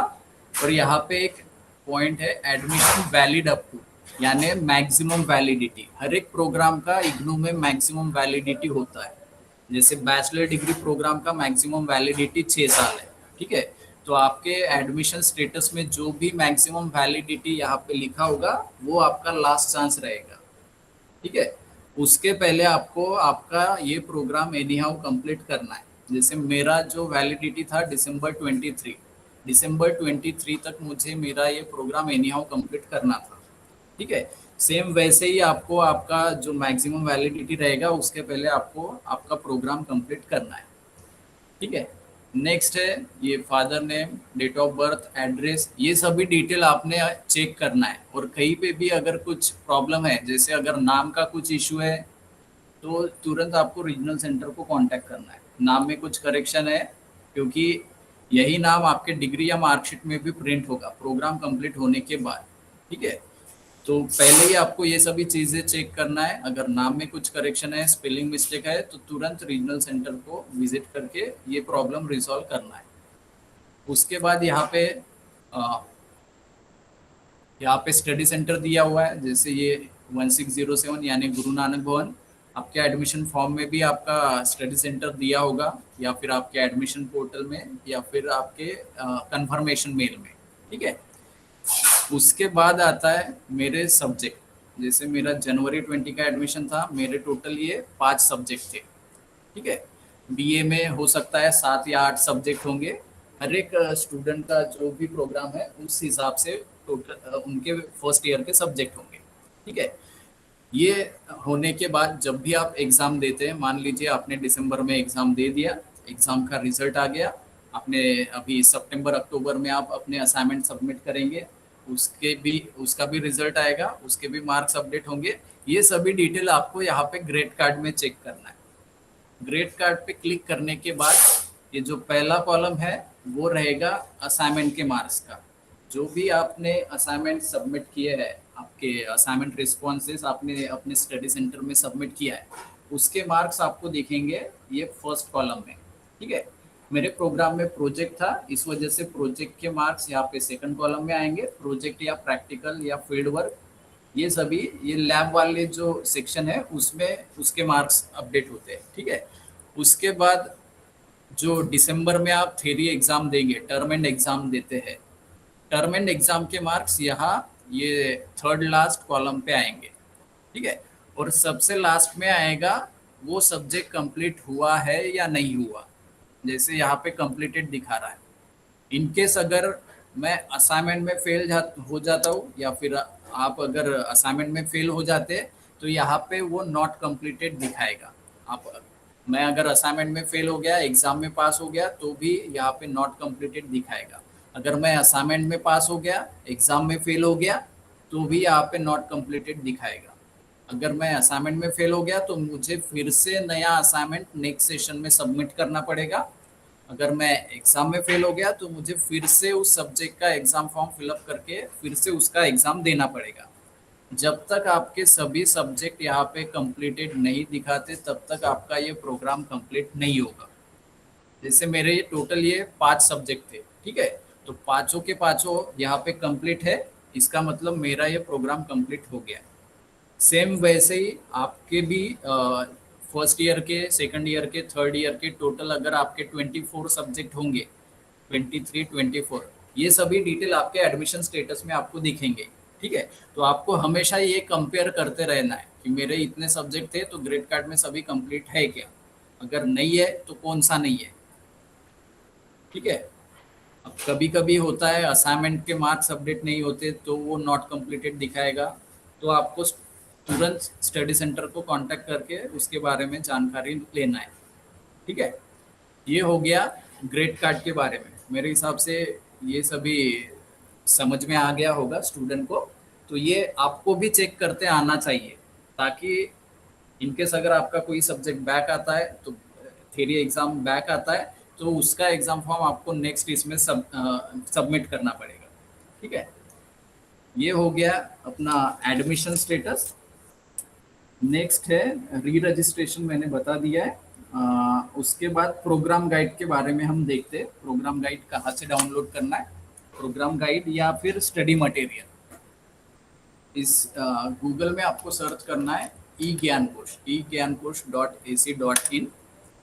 यहाँ पे सर्च करने के बाद यहाँ पे एक सर्च ऑप्शन दिया हुआ है। ठीक है, अब कुछ स्टूडेंट ने प्रिंटेड मटेरियल ऑप्ट किया होगा, जिनको स्टडी मटेरियल उनके एड्रेस पे आया होगा, और हो सकता है कुछ स्टूडेंट ने ई मटेरियल ऑप्ट करके एडमिशन फी में 50% डिस्काउंट भी लिया होगा। तो वो स्टूडेंट यहाँ से ई बुक्स डाउनलोड कर सकते हैं, जो भी उनके सब्जेक्ट है उस सब्जेक्ट का।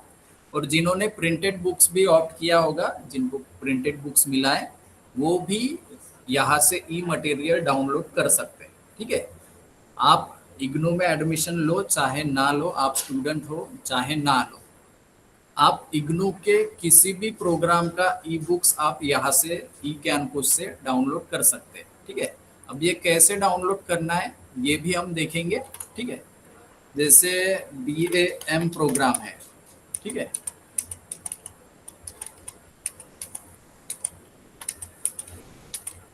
हाँ, BAM प्रोग्राम है।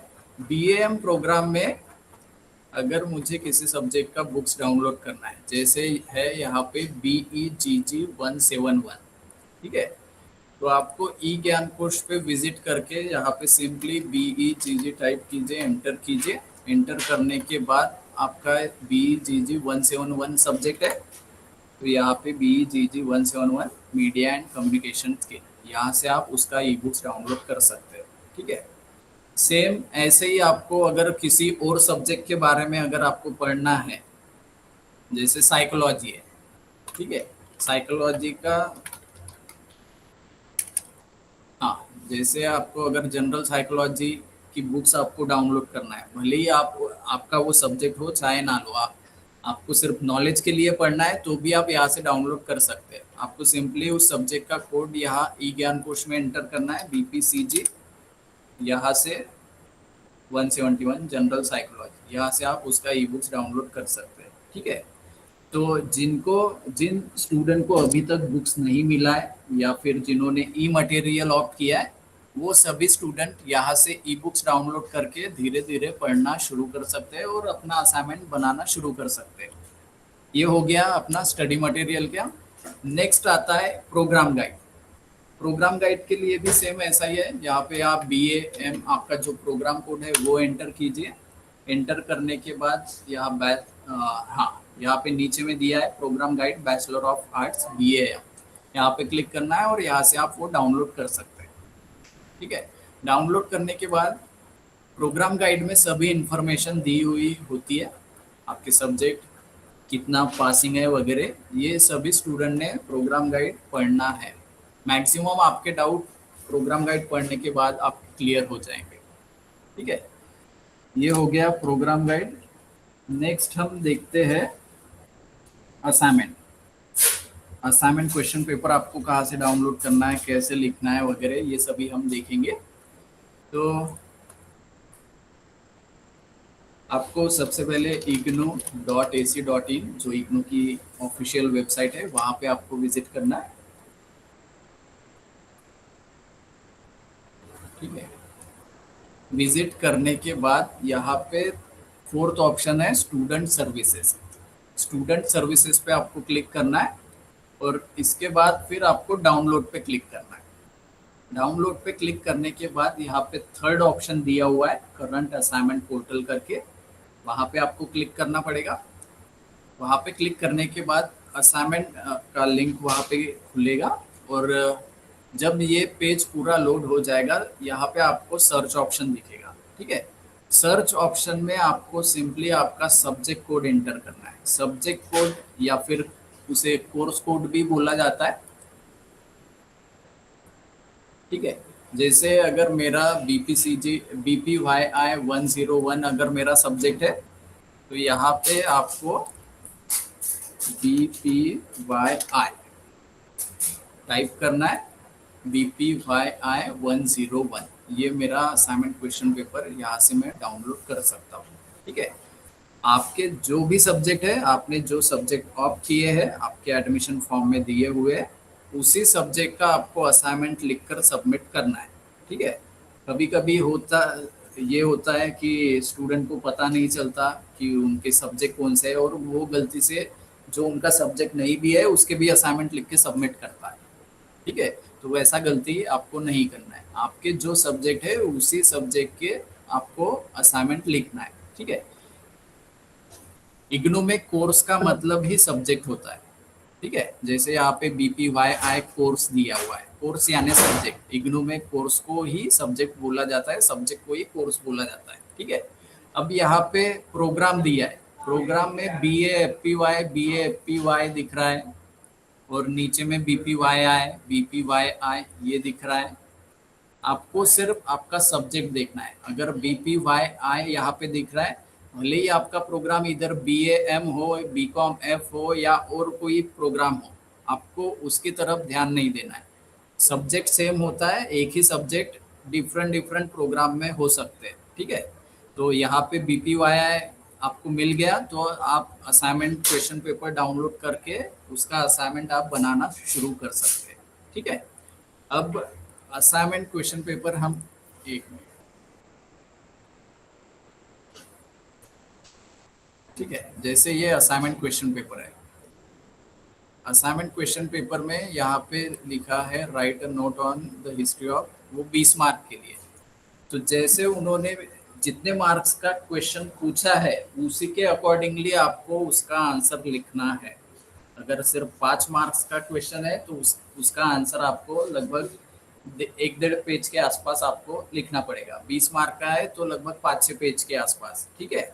और जैसे आप आंसर लिखोगे उसी तरीके से आपको मार्क्स मिलेंगे। तो जितना अच्छा आप असाइनमेंट लिखेंगे उतने अच्छे ही आपको असाइनमेंट में मार्क्स मिलेंगे।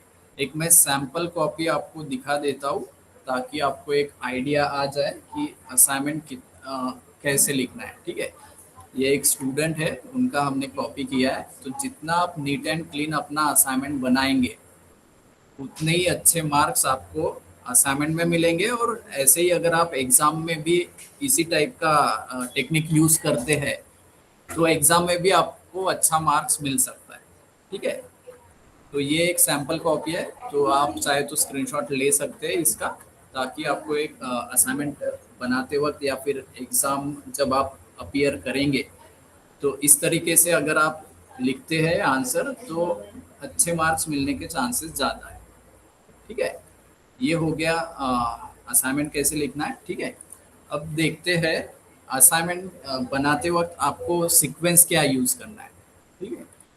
सबसे पहला पेज रहेगा IGNOU assignment cover page. Google में आप सिंपली सर्च कीजिए इग्नू असाइनमेंट कवर पेज, यहाँ पे आपको बहुत सारे सैंपल मिल जाएंगे। कोई भी एक आप कवर पेज यूज़ करना है। कवर पेज में आपका डिटेल इन्फॉर्मेशन रहता है, जैसे आपका नाम, enrolment number, programme, study centre, address, contact number, subject, ये सभी डिटेल आपके असाइनमेंट कवर पेज पे रहेगा। नेक्स्ट आता है आईडी कार्ड, जो कि जैसे ये आईडी कार्ड है, उसका कॉपी भी आपको असाइनमेंट के साथ अटैच करना है। और उसके बाद आएगा आपका असाइनमेंट क्वेश्चन पेपर, ठीक है। असाइनमेंट क्वेश्चन पेपर के बाद आपने जो आंसर लिखे हैं वो इस फॉर्मेट में आपको आपका हर एक सब्जेक्ट का एक फाइल बनाना है। मान लीजिए अगर आपके टोटल 7 या 8 सब्जेक्ट होंगे तो हर एक सब्जेक्ट का एक फाइल आपको बनाना पड़ेगा। और ये सभी असाइनमेंट फिर आपको आपका जो स्टडी सेंटर है वहाँ पे सबमिट करना है, ठीक है। कभी कभी कुछ स्टूडेंट ऐसा करते हैं, एक ही फाइल बना देते हैं, एक ही फाइल में सभी के सभी असाइनमेंट अटैच करके सबमिट कर देते हैं, ठीक है। तो उस केस में कुछ सब्जेक्ट का इवैल्यूएशन करने का जो प्रोसेस है वो मिस हो जाता है, क्योंकि वो पता ही नहीं चलता, ठीक है। और जब भी आप असाइनमेंट बनाते हैं वो प्रॉपर टैग वगैरह स्टेपल करके ही सबमिट करना है। अगर आप सिंपली फाइल में वो पेजेस डाल के अगर सबमिट करते हैं तो वो पेजेस निकलने का चांस रहता है। तो हमेशा जब आप असाइनमेंट सबमिट करेंगे उसे प्रॉपर स्टेपल करना है या टैग वगैरह लगा के फिर आपको सबमिट करना है। और सबमिट करने के बाद उन स्टडी सेंटर से आपको एक रिसिप्ट भी लेना है, और वो रिसिप्ट आपको संभाल के रखना है, ठीक है। ये हो गया असाइनमेंट के बारे में। अब नेक्स्ट हम देखते हैं प्रीवियस ईयर क्वेश्चन पेपर, जो कि आपको एक आइडिया आ जाएगा किस तरीके के क्वेश्चन पूछते हैं इग्नू में, और उसके अकॉर्डिंगली आप अपना स्टडी वगैरह प्लान कर सकते हैं। तो सेम वैसे ही इग्नू का वेबसाइट, फिर स्टूडेंट सर्विसेज, डाउनलोड पे जाने के बाद यहाँ पे प्रीवियस ईयर क्वेश्चन पेपर है। दिसंबर 2024 से अभी आगे में जो भी एग्ज़ाम होगी उसके क्वेश्चन पेपर आपको यहाँ पे मिलेंगे। जैसे दिसंबर, हाँ ठीक है, मान लीजिए मुझे अगर दिसंबर 25 में जो एग्ज़ाम हुई है उसका अगर प्रीवियस ईयर क्वेश्चन पेपर मुझे डाउनलोड करना है तो यहाँ पे क्लिक करना पड़ेगा। यहाँ पे क्लिक करने के बाद यहाँ पे फिर से एक सर्च ऑप्शन आएगा। सर्च ऑप्शन में आप अपना सब्जेक्ट कोड एंटर कीजिए, जैसे कि ये BPYI 101 है, ठीक है, BPYI ये आ गया। यहाँ से आप वो डाउनलोड कर सकते हैं, ठीक है। सेम आप उसके पहले के जो ईयर है उसके भी आप असाइनमेंट एग्जाम के क्वेश्चन पेपर आप डाउनलोड कर सकते हैं, ताकि आपको एक आइडिया आ जाए कि किस टाइप के क्वेश्चन पूछते हैं, ठीक है। ये हो गया प्रीवियस ईयर क्वेश्चन पेपर कैसे डाउनलोड करना है। फिर स्टडी मटेरियल के बारे में भी हो गया। हाँ, स्टडी मटेरियल डिस्पैच स्टेटस ये कहाँ से चेक करना है वो भी हम देख लेते हैं। अब आपको सिंपली गूगल में सर्च करना है IGNOU study material dispatch status. आपका एडमिशन जनवरी 26 बैच का है तो जनवरी 26, यहाँ पे लिंक आएगा, वहाँ पे क्लिक करना है।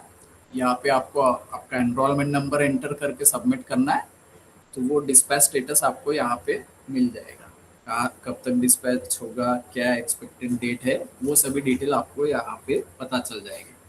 इनकेस अगर यहाँ पे कुछ भी नहीं दिखा रहा है तो आपको रजिस्ट्रार एमपीडीडी को मेल भेजना है। ठीक है, ये हो गया स्टडी मटेरियल स्टेटस का। एग्जाम फॉर्म का भी हो गया। और ठीक है, अब हाँ, अब कुछ जो जनरल है, जनरल क्वेश्चन, जैसे कि मान लीजिए बहुत सारे इग्नू के जो स्टूडेंट है वो ऑलरेडी जॉब कर रहे हैं और जॉब के साथ पढ़ाई कर रहे हैं। इनकेस अगर किसी स्टूडेंट का कहीं पे ट्रांसफ़र हो जाता है, अगर अभी फ़िलहाल नागपुर में है, 1 साल बाद वो अगर मुंबई, पुणे, हैदराबाद, दिल्ली कहीं पे अगर उसका ट्रांसफ़र हो जाता है या वो शिफ्ट हो जाता है, तो उस केस में स्टूडेंट अपना regional centre, study centre change करा सकता है। ठीक है, आप अभी नागपुर में हो, बाद में अगर आप पूना शिफ्ट हो जाते हैं तो आपको सिर्फ यहाँ पे आपको एक रिक्वेस्ट लेटर सबमिट करना पड़ेगा नागपुर में for change of regional centre. तो यहाँ से हम आपका रीजनल सेंटर पूना ट्रांसफ़र कर देंगे और यहाँ पूना से आप अपना स्टडी कंटिन्यू कर सकते हैं। सेम एग्ज़ाम का भी ऐसे ही है। एग्ज़ाम आप ऑल ओवर इंडिया कहीं से भी दे सकते हैं। आपको सिर्फ एग्ज़ाम फॉर्म फिलअप करते वक्त एग्ज़ाम सेंटर वहाँ का सिलेक्ट करना है जहाँ से आपको एग्ज़ाम देना है। तो एग्ज़ाम भी आप ऑल ओवर इंडिया कहीं से भी दे सकते हैं। ठीक है, तो मेरे साइड से मैक्सिमम इंफॉर्मेशन मैंने शेयर कर दी है। अभी हम 1 बाय 1 एक स्टूडेंट के जो भी डाउट है वो हम देखेंगे।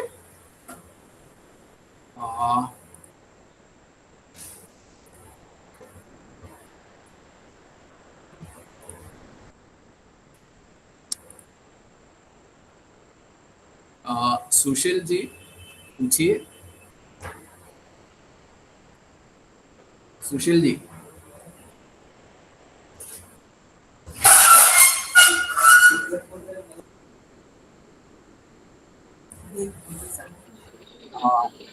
सुशील जी, हाँ, शुलेमीन जी, आप अपना डाउट पूछ सकते हैं।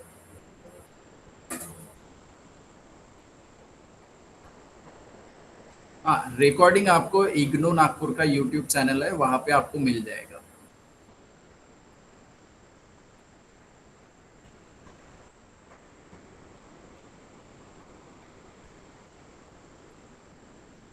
प्रज्ञा जी,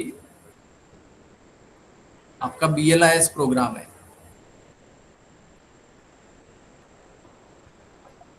इंटर्नशिप के लिए आप अभी से शुरू कर सकते हैं। इंटर्नशिप मैनुअल आप डाउनलोड कीजिए, उसमें आपको इंटर्नशिप कैसे करना है, कहाँ पे करना है, वो सभी डिटेल आपको वहाँ पे मिल जाएगी। सुशील जी बोलिए।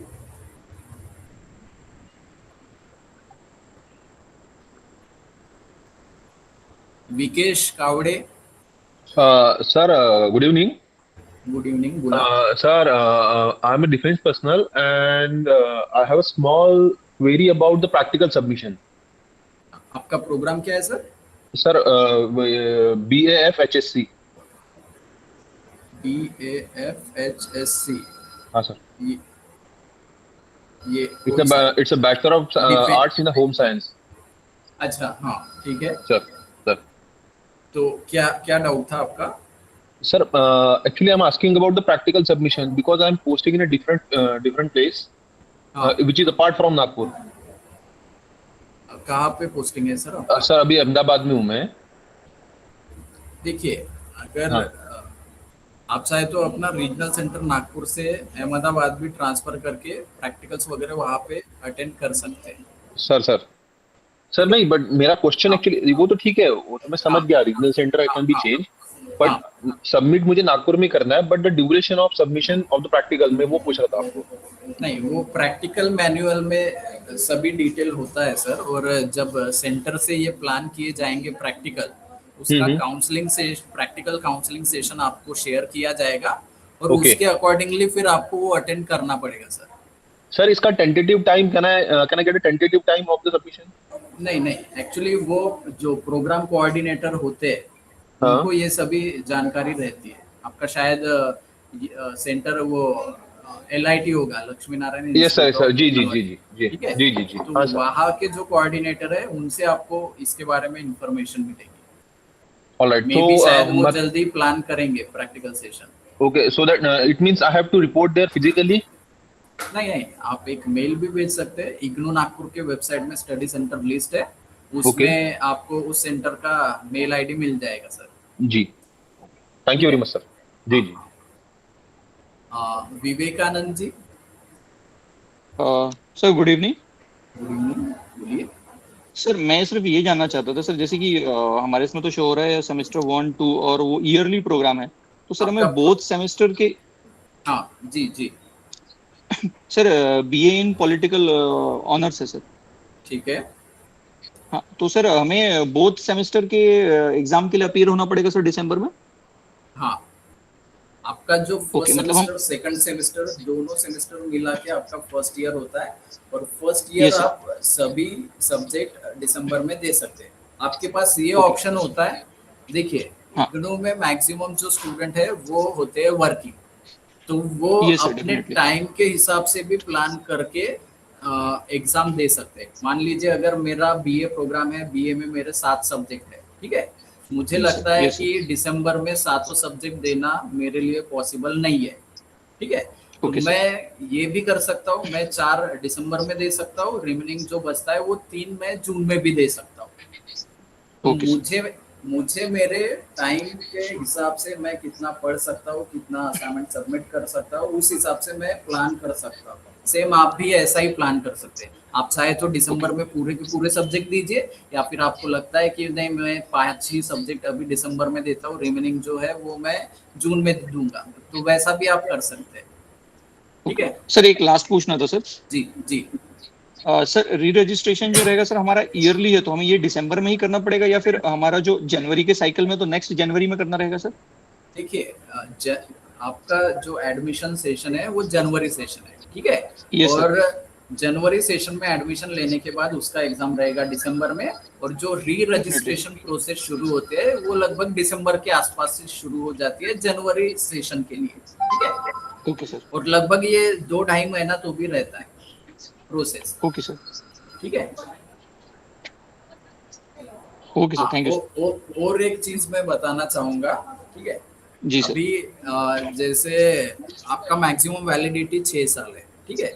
6 साल में Yes, sir। आप अपना ये प्रोग्राम एनी हाउ कभी भी कंप्लीट कर सकते हैं। मान लीजिए अभी आपका फर्स्ट ईयर का एग्जाम होगा दिसंबर में, दिसंबर Yes, sir। में अगर आप एग्जाम नहीं दे पाते, या फिर आप अगर एग्जाम देते आपके कुछ सब्जेक्ट बैक आते, तो वो बैक पेपर आप जून में भी दे सकते हैं, ठीक है। दिसंबर एग्जाम के लिए सितंबर में एग्जाम फॉर्म भरना है, जून एग्जाम के लिए मार्च में एग्जाम फॉर्म भरना है, ठीक है। Yes sir. वैसा तो आपके पास टोटल लगभग कितना 10-11 अटेम्प्ट आपको मिलेंगे ये प्रोग्राम पूरा कंप्लीट करने के लिए। हर 6-6 महीने में एग्जाम होता है, बट एग्जाम के लिए एलिजिबल आप 1 साल के बाद ही होंगे। आपका जनवरी का एडमिशन है तो दिसंबर में आपको फर्स्ट ईयर का एग्जाम देना है। इनकेस अगर कुछ बैक आते हैं तो वो बैक पेपर आप जून में दे सकते हैं, और जनवरी 27 या दिसंबर 26 में अगर आप सेकंड ईयर का एडमिशन लेते हैं तो सेकंड ईयर का एग्जाम रहेगा दिसंबर 27 में, और सितंबर 27 में आपको उसका एग्जाम फॉर्म भरना है सेकंड ईयर का, ठीक है। अब यहाँ Yes, पे ये भी हो सकता है जैसे दिसंबर में आपने फर्स्ट ईयर दिया, उसमें बैक आ गए, फिर आपने जून 27 में फर्स्ट बैक पेपर दिए, फिर भी अगर वो बैक पेपर आता है तो वो बैक पेपर और आपके रिमेनिंग सेकंड ईयर के जितने भी सब्जेक्ट है वो सभी मिला के आपको एग्जाम फॉर्म एक ही फिलअप करना पड़ेगा दिसंबर 27 एग्जाम के लिए, ठीक है। Okay sir. ओके ऐसा नहीं सर, कि एक लास्ट। हाँ जी जी बोलिए। सर जैसे अगर मैं दिसंबर में सर टोटल 8 सब्जेक्ट्स हो रहे सर, अगर ये 8 सब्जेक्ट हम दिसंबर में दे लेते हैं और री रजिस्ट्रेशन भी दिसंबर में कर लेते हैं, तो सर जो जून वाला सेशन रहेगा उसका जो थर्ड वाला सेमेस्टर का हम जून में दे पाएंगे या फिर वो भी लास्ट में दिसंबर में ही देना नहीं पड़ेगा? दे सकते। एग्जाम Okay, इसका एनुअली होगा। आपका एडमिशन जनवरी 27 में होगा, तो 1 साल जब सेकंड ईयर को कंप्लीट हो गया यानी दिसंबर 27 में, तभी आप एग्जाम के लिए एलिजिबल रहेंगे। जून 27 में आप एग्जाम नहीं दे सकते सेकंड ईयर का। समझ ठीक गया है। सर, ओके सर, हाँ, yes sir, Chaitanya ji. Thank you sir. Sumit hello Kumar sir. जी, हाँ चैतन्य जी। सर सबसे पहले तो थैंक यू, सेशन 1 मिनट भी बोर नहीं हुआ आपका बातें सुन के। ठीक ठीक, थैंक यू जी। हाँ बोलिए, सर, आपका। एक क्वेश्चन था कि हाँ, मैंने सीईटी का रजिस्ट्रेशन कर लिया था बीबीए के लिए, ठीक है और उसके बाद मैंने इग्नू में बीकॉम का एडमिशन लिया था जनवरी साइकिल में। ठीक है। तो अभी अगर मेरा सीईटी का रिजल्ट आ जाता है तो क्या मैं एक रेगुलर डिग्री भी कर सकता हूँ बीकॉम के साथ? कर सकते हैं। देखिए, यूजीसी के हिसाब से आप एट अ टाइम 2 डिग्री कर सकते हैं, एक रेगुलर मोड में और डिस्टेंस मोड में दूसरा। ठीक है, तो ऐसा कुछ तो भी मैं इशू सेम नहीं आएगा आपको। तो मैं अभी इग्नू से नहीं कर सकता, मैं रेगुलर कॉलेज से कर सकता हूँ, है ना? देखिए, अभी आपने जनवरी 26 में बीकॉम में आपने एडमिशन लिया, सही है।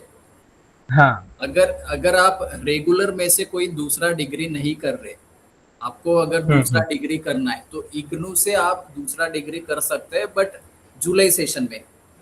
ठीक है, जैसे अभी ओके। एडमिशन जुलाई 26 सेशन के लिए चल रहा है, आपका पहला एडमिशन हम्म। जनवरी सेशन में रहेगा, दूसरा कोई बैचलर हम्म। डिग्री आपको करना है तो वो आप जुलाई सेशन में ले सकते हैं। ठीक है, बीकॉम का एग्जाम ओके। रहेगा दिसंबर में, और अभी जुलाई में अगर आप एडमिशन लेते हैं तो इसका एग्जाम रहेगा नेक्स्ट जून में, तो एग्जाम क्लैश नहीं होगा और ये दोनों डिग्री वैलिड रहेगी।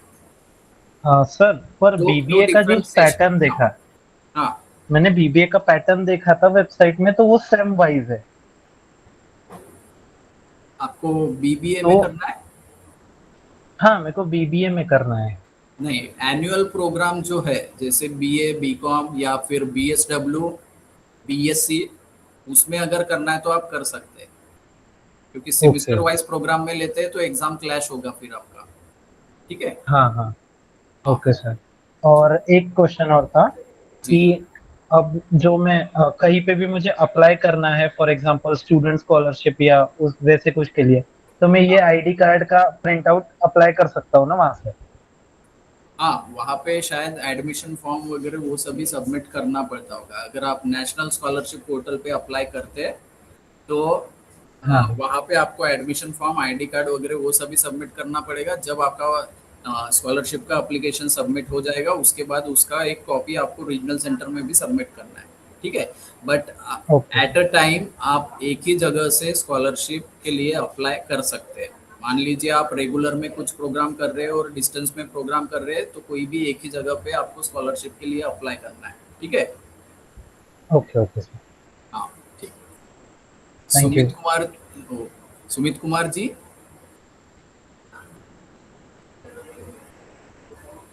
निपुण Rathore hello sir, good evening जी। सर। जी गुड इवनिंग। सर बोलिए। मेरा डाउट एक्चुअली ना, मैंने अभी तो एक न्यू प्रोग्राम में एडमिशन लिया है। लास्ट टाइम मैंने हाँ बीएससीएम में लिया था, उस टाइम पर ठीक है। मेरे को प्रॉब्लम ये आई थी क्योंकि मैं स्कूल टीचर हूँ केंद्रीय हाँ विद्यालय में। हाँ तो मेरे जो प्रैक्टिकल शेड्यूल्स थे, 3 सब्जेक्ट के प्रैक्टिकल्स थे, और हाँ तीनों प्रैक्टिकल्स उन्होंने एक ही मंथ में रखे कॉन्टिन्यूसली। मतलब 6 दिन हाँ। एक सब्जेक्ट का है, बाकी 6 दिन दूसरे सब्जेक्ट का। अब आप एक बात बताइए कि मुझे एक महीने में ही 18 दिन की छुट्टी कैसे मिल सकते हैं? पूरे साल में हमारे पास 8 छुट्टियां होती हैं। देखिए देखिए, उस केस में आप क्या कर सकते हैं, किसी भी एक सब्जेक्ट का आप जब उन्होंने प्लान किया तब आप अटेंड कर लीजिए। नेक्स्ट टाइम वो फिर से जब नेक्स्ट बैच के लिए अरेंज करते हैं तब आप सेकंड अटेंड कर सकते हैं। देखिए, प्रैक्टिकल्स में कुछ भी एग्जाम्शन नहीं है। अगर आपको बीएससी करना है तो आपको छुट्टी निकालनी पड़ेगी। नहीं सर, ठीक अगर है। ये वीकेंड्स पे अगर अरेंज हो जाते प्रैक्टिकल्स तो नहीं कोई ना, प्रॉब्लम नहीं थी। देखिए देखिए, हर एक स्टूडेंट के हिसाब से वो प्लान नहीं करते ना मैम। वहाँ पे बीएससी में टोटल 100 के आसपास बच्चे होंगे। ठीक है, सभी स्टूडेंट का कुछ ना कुछ इशू जी जी। रहेगा। ठीक है, तो वो अगर सभी स्टूडेंट का हम्म। सुनेंगे तो प्रैक्टिकल सेशन का भी प्लान होगा ही नहीं। ठीक है, बीएससी आपको जी करना है, प्रैक्टिकल्स के लिए आपको टाइम निकालना पड़ेगा ही, उसमें एग्जाम्शन नहीं है। ठीक है, और कुछ आपको एक्चुअली डाउट मैंने है? फिर वो अभी उसको कंटिन्यू नहीं किया है, मैंने फिर इंग्लिश में चेंज कर लिया अपना ग्रेजुएशन को। तो इंग्लिश के प्रोग्राम में मैंने हाँ एडमिशन लिया है। अब उसमें भी लेकिन स्टडी मटेरियल मुझे नहीं मिल रहा है ऑनलाइन, ई ज्ञान कोश का अवेलेबल नहीं है उसका। नहीं, सब्जेक्ट कोड बता सकते हैं मुझे आप? सर कौन सा बुक सब्जेक्ट सबको कोड, नहीं मिल रहा? जी मैं बताती हूँ, BAFEG प्रोग्राम कोड है मेरा। वो हाँ, सब्जेक्ट बताइए मुझे, क्या सब्जेक्ट कोड है सब्जेक्ट उसका? है हाँ BEGC 101। ठीक है, एक मिनट रुकिए, एक मिनट एक मिनट। आपको ई ज्ञान कोश वेबसाइट पे विजिट करना है, यहाँ पे सर्च ऑप्शन में BEGC टाइप करना है। जी BEGC टाइप करने के बाद आपने कहा 101 ना? जी सर। ये आ गया ना, BEGC 101 इंडियन क्लासिक लिटरेचर। आप पूरा जी सब्जेक्ट कोड वहां पे एंटर नहीं करना है। जैसे आपने बोला BEGC, BEGC जी आप टाइप करके सर्च कीजिए, और सर्च जी। ऑप्शन में सर्च रिजल्ट में जो भी आता है वो देखिए। इस पेज में अगर नहीं है तो नेक्स्ट पेज पे चेक करना है, नेक्स्ट पेज में आपको मिल ही जाएगा। ठीक है? ठीक ठीक है ना सर, हाँ, ठीक है सर। और कुछ आपको डाउट है? No sir, thank you sir. Khushi Prasad जी।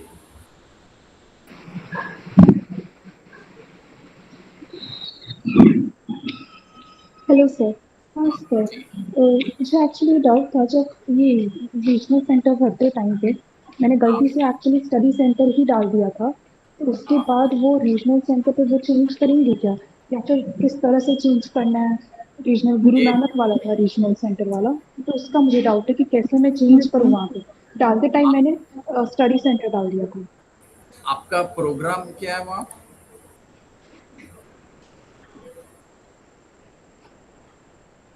खुशी जी, आपका BAM। प्रोग्राम क्या है?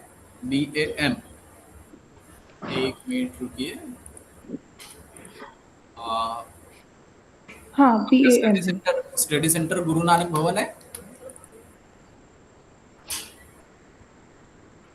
आपका स्टडी सेंटर गुरु नानक भवन है?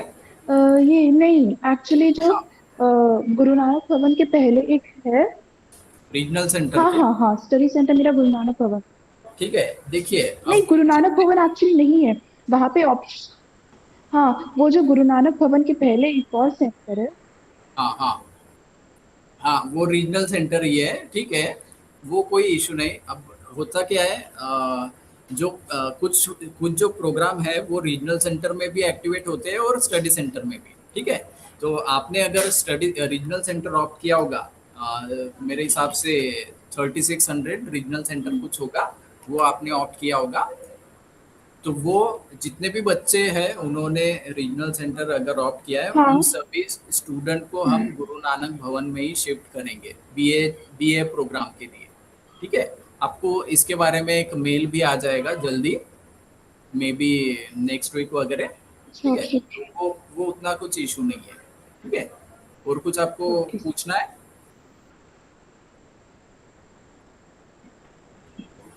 हाँ। विवेकानंद जी। हाँ सर। जी बोलिए। सर हो गया मेरा सर, सॉरी सर, मैंने हैंड रेज। ठीक ठीक। ओके, थैंक यू सर, वर thank you very much. Prasad ji, वर Prasad Jain ji. Good evening sir.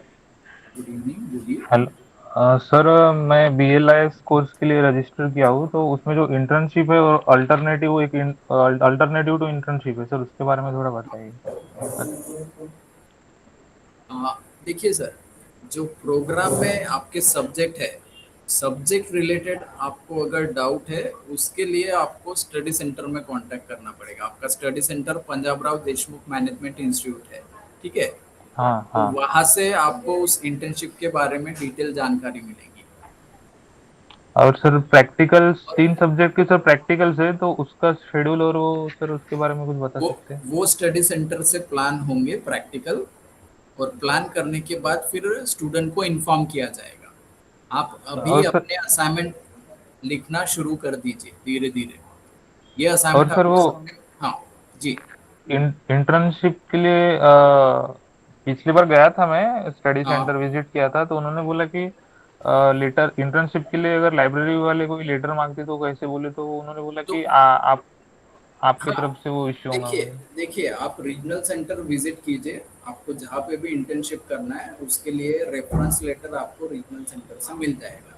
एक एप्लीकेशन आपको रीजनल सेंटर में सबमिट करना है, कि मुझे सो एंड सो यूनिवर्सिटी में या फिर कॉलेज में BLIS प्रोग्राम का इंटर्नशिप करना है, उसके लिए मुझे परमिशन लेटर या रेफरेंस लेटर दिया जाए, तो हम आपके एप्लीकेशन के बेसिस पे आपको एक रेफरेंस लेटर इशू करेंगे, ठीक है? Okay sir, okay sir, okay, हाँ थैंक यू सर। एक देशपांडे सर बोला। वरप्रसाद जी, हाँ सर। आप अगर इंटर्नशिप बाहर से करना चाहते हैं हाँ तो यहाँ RC में अप्लाई कर दीजिए, हम लोग परमिशन दे देंगे आपको, ठीक है? कहीं बाहर कॉलेज से कहीं करना चाहते हैं सर, और उसको एक अल्टरनेटिव टू इंटर्नशिप है सर, वो उसके बारे में थोड़ा सा बता सकते हैं, मतलब वो क्या चीज़ है? अल्टरनेटिव मतलब सर वहाँ पे दो चीजें थी उस गाइड में, प्रोग्राम गाइड में, एक इंटर्नशिप था और एक अल्टरनेटिव टू इंटर्नशिप है, मतलब सर उसमें दो। एक बार आप प्रोग्राम गाइड पूरी तरह से पढ़ लीजिए, अगर कुछ अल्टरनेटिव मतलब इंटर्नशिप के बजाय तो आप थ्योरी सब्जेक्ट्स के लिए बात कर रहे हो क्या? नहीं नहीं सर, वहाँ पे कुछ सर्वे टाइप था, सर्वे। आप एक बार एक मेल कर दीजिए चाहिए तो, क्या चाहते हो आप? हेलो, ओके सर, हेलो, है ना? एक डिटेल में एक मेल भेज दीजिए RC नागपुर पे, आपको ओके रिप्लाई सर, करेंगे, ठीक है? Okay sir, okay, okay, thank you. Okay, और थैंक कुछ? यू। नहीं सर, हो गया, thank you. Okay, thank you. और किसी को कुछ पूछना है? कल्याणी बोलिए जी। कल्याणी जी। Hello sir. हाँ, सर मेरा प्रोग्राम है BASOH और मेरा स्टडी सेंटर अमरावती यूनिवर्सिटी है, बट मैं उनसे कांटेक्ट नहीं कर पा रही हूँ। तो मतलब मैं कैसे क्या रीजनल सेंटर से थ्रू कॉल कांटेक्ट वगैरह कर सकती हूँ फॉर गाइडेंस? नहीं, आप कहाँ से हो? वर्धा। वर्धा से। Hello, hello. क्या चाहिए था आपको वहां से? एक्चुअली सर वही मुझे स्केड्यूल वगैरह चाहिए थे, असाइनमेंट में असाइनमेंट वगैरह देख रही थी, बट कुछ असाइनमेंट अवेलेबल नहीं थे, मराठी लैंग्वेज में अवेलेबल थे बट इंग्लिश में नहीं थे, तो उस रिलेटेड मुझे गाइडेंस चाहिए था। नहीं, एक काम कर लीजिए, आपने अभी एक मेल कर दीजिए RC नागपुर पे, ओके। है ना? डिटेल में हाँ। चाहिए आपको, ठीक है? और जो भी असाइनमेंट अवेलेबल होंगे हम अटैच करके आपको भेज देंगे मेल से। तो सर ऐसे कांटेक्ट नहीं कर सकते, मीन्स कोई भी डाउट वगैरह रहा तो? कर सकते हैं ना, आप वर्धा से हो ना? Yes sir. ठीक है ना, आप एक बार एक मेल तो कर दीजिए, आपको क्या चाहिए एक्चुअली? असाइनमेंट चाहिए ना आपको? यस, असाइनमेंट चाहिए और कब पेपर वगैरह होते हैं उस बारे में मुझे गाइडेंस चाहिए था। मैं काफी महीनों से ट्राई कर रही थी पर नहीं हो रहा था। जनवरी का एडमिशन है ना आपका? Yes sir. एडमिशन का। Yes sir. और कौन सा प्रोग्राम बताया था आपने? BASOH, bachelor of arts in sociology honours. Sociology वाला। हम्म। हाँ, आप चाहिए तो दिसंबर में एग्जाम दे सकते हैं ना? हाँ सर, उसी रिलेटेड मुझे क्वेरी थी, तो मैं कांटेक्ट कर रही थी अमरावती यूनिवर्सिटी से और स्टडी सेंटर से, पर वहाँ पे मैंने कैसे तो भी नंबर अरेंज किया था, पर फिर वो कॉल ही नहीं उठा रहे थे, और जब भी मैं वहाँ पे विजिट कर रही थी तो वो बंद था। एक्चुअली अभी एग्जाम चल रहा है वहाँ, और सभी जो स्टाफ है वो एग्जाम में बिजी होंगे। इग्नू में जून और दिसंबर में एग्जाम रहता है, ठीक है? तो हो सकता है उस वजह से वो रिसीव नहीं कर पा रहे होंगे। बट आपको अगर और कुछ अगर डाउट है, आप सिंपली यहाँ रीजनल सेंटर को मेल भेज सकते हैं। जो भी आपका डाउट है, जब भी आप इग्नू को मेल भेजते हैं, आपका नाम, एनरोलमेंट नंबर, प्रोग्राम उस मेल में होना ही चाहिए, और आपके जो भी डाउट है वो उसमें पॉइंट वाइज आपको लिखना है, ठीक है? तो मैक्सिमम आपके डाउट यहाँ से रिजॉल्व हो जाएंगे। और सर अगर मुझे असाइनमेंट वगैरह सबमिट करना है तो मैं डायरेक्ट रीजनल सेंटर पर सबमिट कर सकती हूँ नहीं, क्या? आपको स्टडी सेंटर में ही सबमिट करना है, जो आपने स्टडी सेंटर लिया है। आपको ओके सर। अमरावती पास में पड़ता है या नागपुर? नागपुर पास में पड़ता, मतलब नागपुर का रूट है, पर मैं अमरावती में रह चुकी हूँ और इसलिए मैंने अमरावती चूज किया था। तो साल में आपको एक ही बार वहां पे जाना पड़ेगा, सिर्फ असाइनमेंट सबमिट करने के लिए। एग्जाम आप वर्धा से दे सकते हैं, ठीक है? एक्चुअली सर मैंने कॉल उधर किया था, तो उन्होंने मुझे बोला था कि आप है ना अपना आई कार्ड लेकर यहाँ पे आ जाइए, पर आने के पहले मुझे कॉल कर देना करके, बट तब से वो रिसीव वगैरह कॉल नहीं कर रहे और मुझे पता नहीं चल रहा है कि मैं कैसे क्या सब कुछ मैनेज करूँ करके। देखिए, आपका वहाँ पे विजिट करने का क्या पर्पस है, आपके क्या डाउट है, आपके सभी डाउट यहीं पे क्लियर हो जाएंगे ना, आपको उधर जाने की जरूरत ही नहीं। आपको तो वही सिर्फ सर मैं कैसे कांटेक्ट कर सकती हूँ आपसे? आपको सिर्फ साल में एक बार ही वहाँ पे असाइनमेंट सबमिट करने जाना है। आपके जो भी डाउट है आप यहाँ पे पूछिए ना, हम सभी बता रहे हैं ना। और थ्रू ईमेल? हाँ, मेल पे भी, या फिर आपको अभी कुछ डाउट है वो भी आप पूछ सकते हैं ना आपको, ठीक है। Okay sir. इसीलिए उसी आपके लिए ही हमने ये इंडक्शन मीटिंग अरेंज की है, ताकि आपके जो भी जनरल डाउट है वो हम क्लियर कर पाए। यस एक्चुअली मैं ये सब प्रोसेस काफी पहले ट्राई कर रही थी, बिकॉज सेमेस्टर वाइज है ना, तो मुझे लगा कि सेम के अभी एग्जाम और असाइनमेंट सबमिट करने होंगे, तो इसलिए मैं उसके लिए स्ट्रगल कर रही थी। ठीक है, आपको सभी सब्जेक्ट के असाइनमेंट सितंबर में ही सबमिट करना है। आपके 7 या 8 सब्जेक्ट होंगे, 8 सब्जेक्ट के असाइनमेंट्स आपको सितंबर में सबमिट करना है, जो आपने स्टडी सेंटर लिया वहाँ पे। सितंबर में ही आपको एग्जाम फॉर्म भी सबमिट करना है और दिसंबर में आपका एग्जाम बनेगा, ठीक है। और सर इफ मैं फर्स्ट ईयर सेकंड ईयर में दूं, तो असाइनमेंट भी मुझे तभी सबमिट करने पड़ेंगे, मतलब जब मैं एग्जाम दे रही हूँ उसके पहले ही असाइनमेंट सबमिट करने पड़ेंगे क्या, या अभी नहीं, भी असाइनमेंट सबमिट? हाँ, अब सितंबर में ही आपको असाइनमेंट सबमिट करना है, ठीक है। और फिर मैं एग्जाम नेक्स्ट ईयर दे सकती हूँ? वैसा कर सकते हैं आप, ठीक है। तब मुझे असाइनमेंट सबमिट करने की जरूरत नहीं है ना? नहीं है, फिर से? बट आपको असाइनमेंट में मिनिमम पासिंग मार्क्स लाना है। अगर आप किसी असाइनमेंट में फेल होते तो उस सब्जेक्ट का आपको फिर से नया असाइनमेंट लिखकर सबमिट करना पड़ेगा, ये आपको ध्यान रखना है, ठीक है। Okay sir. Pawan ji. Hello sir. हाँ बोलिए। सर ये इंडक्शन मीटिंग रीशेड्यूल हो सकती है क्या? मैं कुछ नहीं, देखिए, ये इंडक्शन मीटिंग का वीडियो आपको इग्नू आरसी नागपुर का यूट्यूब चैनल है, वहाँ पे आपको मिल जाएगा। ओके वहाँ सर, से एक्चुअली सर वर्किंग होना में, इसलिए मुझे टाइम नहीं मिल रहा है अटेंड करने का। नहीं तो ठीक है अभी ना? क्या चाहिए था पवन जी, आपको क्या चाहिए कुछ था? डाउट है? सर बोलिए सिर्फ ना। मुझे इतना समझना था कि असाइनमेंट्स कहाँ से ले सकते हैं, कब सबमिट करना है, और बाकी एग्जाम के डेट्स और इन्फॉर्मेशन ठीक कहाँ है, मिलेगी। ठीक है, मैं फिर से एक बार आपको सभी स्टूडेंट को जिन्होंने भी मिस किया होगा उनको मैं एक बार शॉर्ट में आपको बता देता हूँ कैसे आपको क्या करना है, ठीक है।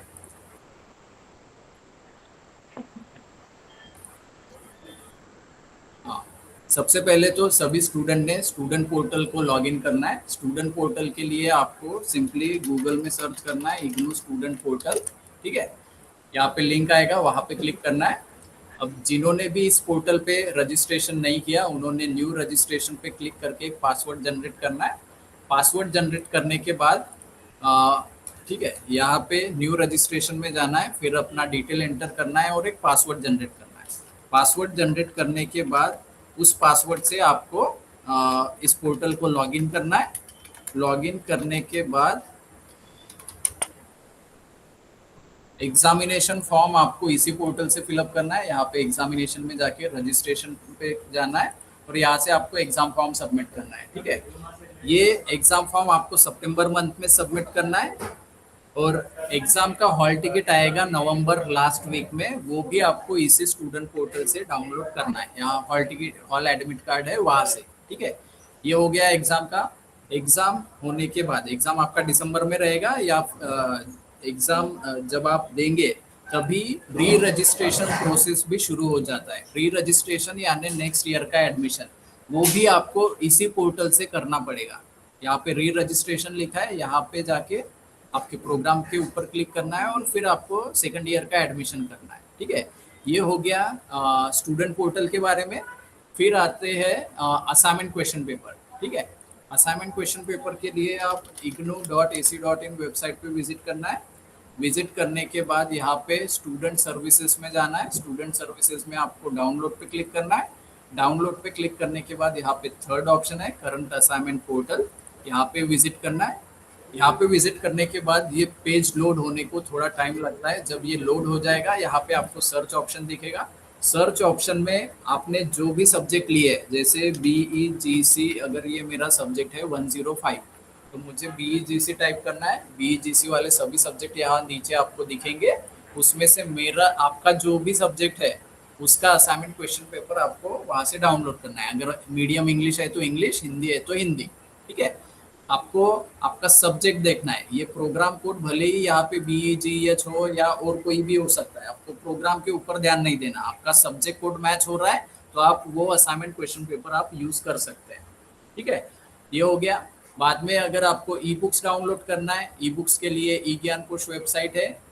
यहाँ वेबसाइट पे विजिट करके आप अपना सब्जेक्ट कोड यहाँ पे एंटर कीजिए। जैसे BEGC 105 है तो ये BEGC एंटर करने के बाद यहाँ पे BEGC वाले सभी सब्जेक्ट आएंगे, उसमें आपका जो सब्जेक्ट है उसका ई बुक्स आप यहाँ से डाउनलोड कर सकते हैं, ठीक है। ये हो गया ई बुक्स के बारे में। फिर आते प्रीवियस ईयर क्वेश्चन पेपर के बारे में। वो भी स्टूडेंट सर्विसेज में जाके डाउनलोड पे क्लिक करना है और यहाँ पे ये प्रीवियस ईयर क्वेश्चन पेपर है जो पहले एग्जाम हो चुकी है जून या दिसंबर 2025-24 में, उसके प्रीवियस ईयर क्वेश्चन पेपर आप यहाँ से डाउनलोड कर सकते हैं, ठीक है। और कुछ पूछना था? सर ये जो री रजिस्ट्रेशन है, ये जब फर्स्ट सेमेस्टर का फॉर्म भरते टाइम ही शुरू हो जाता है क्या? हाँ, लगभग ये दिसंबर में शुरू हो जाता है एग्जाम के साथ ही। लगभग 2 महीने के आसपास वो चलता है, तो आप चाहे तो दिसंबर में ये जो या सेमेस्टर फिर 1 का आप, जब एग्जाम भरते हैं, हाँ सेमेस्टर 1 का जब फॉर्म भरते हैं एग्जाम का, तो अल्टरनेटिवली री रजिस्ट्रेशन भी करना पड़ता है क्या? हाँ, देखिए इग्नू में ये कंपलसरी नहीं है कि फर्स्ट ईयर के टोटल आपके इतने सब्जेक्ट कंप्लीट होंगे तो ही आपको सेकंड ईयर में एडमिशन मिलेगा, ऐसा बिल्कुल नहीं है। आप फर्स्ट ईयर का एग्जाम दिसंबर में दो चाहे ना दो, आप पास हो या फेल हो तो भी आप सेकंड ईयर में एडमिशन ले सकते हैं। सेम वैसे ही सेकंड ईयर में एडमिशन लेने के बाद सेकंड ईयर का अगर आप नेक्स्ट दिसंबर में एग्जाम नहीं देते तो भी आप थर्ड ईयर में एडमिशन लेते हैं। मैक्सिमम वैलिडिटी 6 साल है। 6 साल के अंदर आपको आपका ये प्रोग्राम एनी हाउ कंप्लीट करना है, ठीक है। Okay sir. और कुछ डाउट है? राहुल कुमार जी। जी hello, good evening sir. Good evening, बोलिए। सर हम अपना स्टडी सेंटर क्या चूज किए थे, हमें पता नहीं चल रहा है सर, ये कैसे पता करेंगे? आपका 1 मिनट रुकिए। प्रोग्राम क्या है आपका? BAFPS है सर। BAFPS। हाँ ठीक है। आपको कंफर्मेशन मेल आया होगा, आपने वो चेक किया?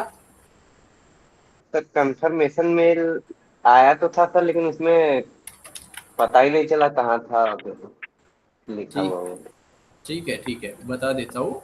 आपका ये गुरु नानक भवन सेंटर है जो ये यूनिवर्सिटी कैंपस के पास है, ठीक है। अच्छा सर, एक्चुअली मैं भी अजनी में ही, मतलब सर रेलवे में ही हूँ, तो मुझे पता नहीं चल पा रहा है ना सर, ड्यूटी जाना रहता है तो कुछ पता ही नहीं चलता है। अब पहली बार एडमिशन लिया हूँ सर, कुछ पता नहीं इसके बारे में, तो क्या करना है, कैसे करना है? देखिए आपको ये ध्यान में रखना है, सितंबर में आपको असाइनमेंट लिख के सबमिट करना है, एग्जाम फॉर्म सबमिट करना है, दिसंबर में आपका फर्स्ट ईयर का एग्जाम रहेगा, ठीक है। फर्स्ट सेमेस्टर और सेकंड सेमेस्टर दोनों साथ में एग्जाम रहेगा ना? दोनों साथ में ये एग्जाम रहेगा दिसंबर में, राजेश। ठीक है। हाँ जी सर। 1 मिनट। हाँ सितंबर में जो है आपको असाइनमेंट सबमिट करने हैं पहले, तो फिर एग्जाम फॉर्म भरना है और सेकंड ईयर के लिए रजिस्ट्रेशन भी करना है। तो सर सेकेंड ईयर के लिए रजिस्ट्रेशन एग्जाम देने के बाद करना है या पहले ही करना है? जब प्रोसेस को शुरू बोल री रजिस्ट्रेशन प्रोसेस शुरू हो जाएगी तब आप अप्लाई कर सकते हैं। देखिए जितना जल्दी आप री रजिस्ट्रेशन करेंगे उतने ही जल्दी बुक्स आएंगे। जितना आप री रजिस्ट्रेशन प्रोसेस डिले करते जाएंगे उतना ही बुक्स भी डिले होते जाएगा, ठीक है। तो मेरा सजेशन यही है, री रजिस्ट्रेशन प्रोसेस जैसे ही शुरू हो जाता है जल्द से जल्द अप्लाई करना है। जी सर। और मेरा स्टडी मटेरियल तो सारा आ चुका है सर, उसी से लिखना है असाइनमेंट सर, वही पढ़ के आपको असाइनमेंट बना, ठीक है। ठीक है सर। आपको किताब में जो लिखा है, हाँ एक हाँ दीदी। बुक्स में मिला है, तो पूरा का पूरा कॉपी पेस्ट नहीं करना है, ठीक है। वो किताब पढ़ के, वो टॉपिक पढ़ के आपको उसका आंसर अपने लैंग्वेज में लिखना है, जो कुछ आपको समझ में आया। अगर आप कॉपी पेस्ट करते हैं तो इवेल्युएटर को पता चल जाएगा, एक तो वो फेल करेगा या बहुत कम मार्क्स देगा, ये आपको ध्यान में रखना है। आंसर आपको अपने लैंग्वेज में लिखना है, कॉपी पेस्ट वाला नहीं चलेगा। जो किताब में दिया है वैसे ही इधर नहीं छापना है, हाँ सर। एग्जाम सर में भी और आप असाइनमेंट में भी, ये ध्यान रखना है हमेशा, ठीक है। जी सर। शूले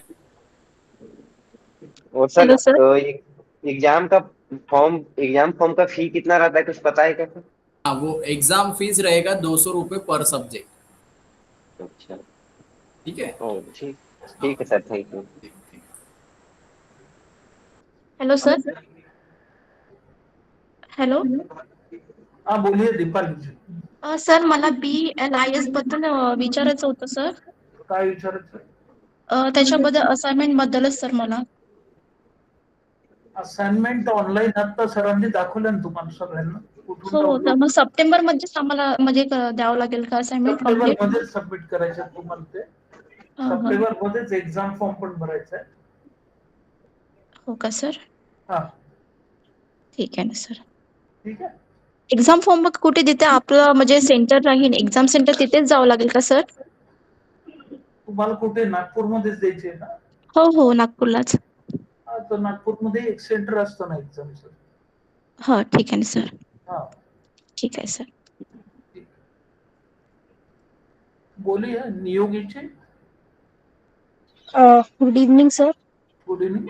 सर मुझे पूछना था कि ये एनुअल एग्जाम्स है जो ईयरली एग्जाम्स है सेमेस्टर वाइज, तो फर्स्ट ईयर की दिसंबर में होगी और सेकेंड ईयर का रजिस्ट्रेशन होगा। सो अगर मतलब इग्नू में जून और दिसंबर में एग्जाम्स होती है, हाँ तो अगर मुझे मतलब सेकेंड ईयर की एग्जाम्स अपीयर करना है तो मैं एलिजिबल रहूंगी जून में अपीयर करने के लिए, या फिर एनुअल है तो मुझे दिसंबर में ही अपीयर करना पड़ेगा? नहीं, देखिए फर्स्ट एग्जाम जो है सेकंड ईयर की वो रहेगी दिसंबर में अगेन.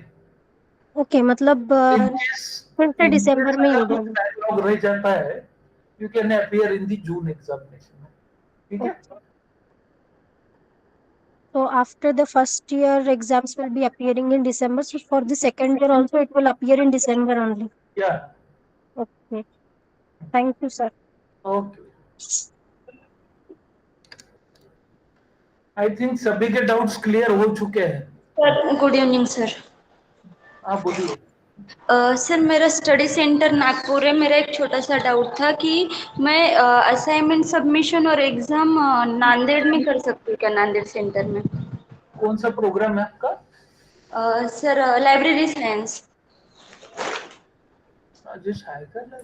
नहीं, देखिए थ्योरी हाँ, सर. एग्जाम आप नांदेड़ में दे सकते हो, ठीक है, बट ओके. असाइनमेंट आपको नागपुर में ही जो आपका स्टडी सेंटर है वहीं पे सबमिट करना पड़ेगा। सर वो वाया कुरियर नहीं कर सकते क्या हम आप assignment? देखिए, आप स्पीड पोस्ट से भी भेज सकते हैं, ऐसा कुछ इशू नहीं, या फिर आप किसी पर्सन के थ्रू भी वहां पे जमा कर सकते हैं असाइनमेंट, ठीक है। ऐसा कंपलसरी नहीं कि आपको ये आकर सबमिट करना है, आप किसी के हाथ से भी भेज सकते हैं या स्पीड पोस्ट से भी भेज सकते हैं, ठीक है। स्पीड और पोस्ट भेजेंगे तो वो रिसीट? देखिए, स्पीड पोस्ट से भेजने के पहले आप एक पीडीएफ फाइल भी बना के अपने पास संभाल के रखना है, इनकेस अगर वो कहीं पे मिस हो जाते हैं तो आपके पास कुछ रहना चाहिए, ठीक है। स्पीड पोस्ट से भेजने के बाद वहाँ पे जो स्टडी सेंटर है वहाँ पे आपको एक बार कांटेक्ट करना है 4-5 दिन बाद, कि उनसे एक बार कंफर्मेशन ले लेना है कि मेरा असाइनमेंट रिसीव हुआ है, तो वो आपको रिप्लाई कर देंगे, ठीक है। और ये एग्जाम सेंटर जब फॉर्म फिलिंग नांदेड़- करेंगे सितंबर में तभी करना है सिलेक्शन? हाँ, सितंबर में जब आप एग्जाम फॉर्म फिलअप करेंगे तब आप नांदेड़ एग्जाम सेंटर ले सकते हैं, ठीक है। Okay okay sir, thank you ji.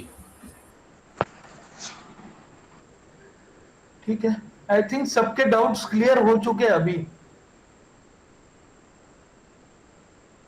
Anyone? Pawan ji?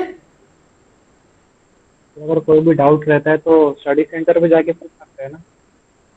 Study centre में या फिर आरसी नागपुर पे आप मेल भी कर सकते हो. ठीक है सर, ओके, ठीक है। Okay sir. Study Thank you. Related doubt आपको स्टडी सेंटर में क्लियर करना है, और बाकी जो भी ऐसे जनरल डाउट है, एड्रेस चेंज करना है, रीजनल सेंटर चेंज करना है, असाइनमेंट क्वेश्चन पेपर नहीं मिल रहा, बुक्स कहाँ से डाउनलोड करना है, आईडी कार्ड कहाँ नहीं मिल रहा, ये सभी जो जनरल डाउट है उसके लिए आपको रीजनल सेंटर में कांटेक्ट करना है, ठीक है। Okay sir.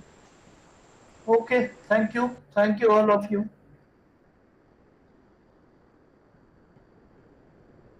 ठीक है, ठीक है सर। ठीक है।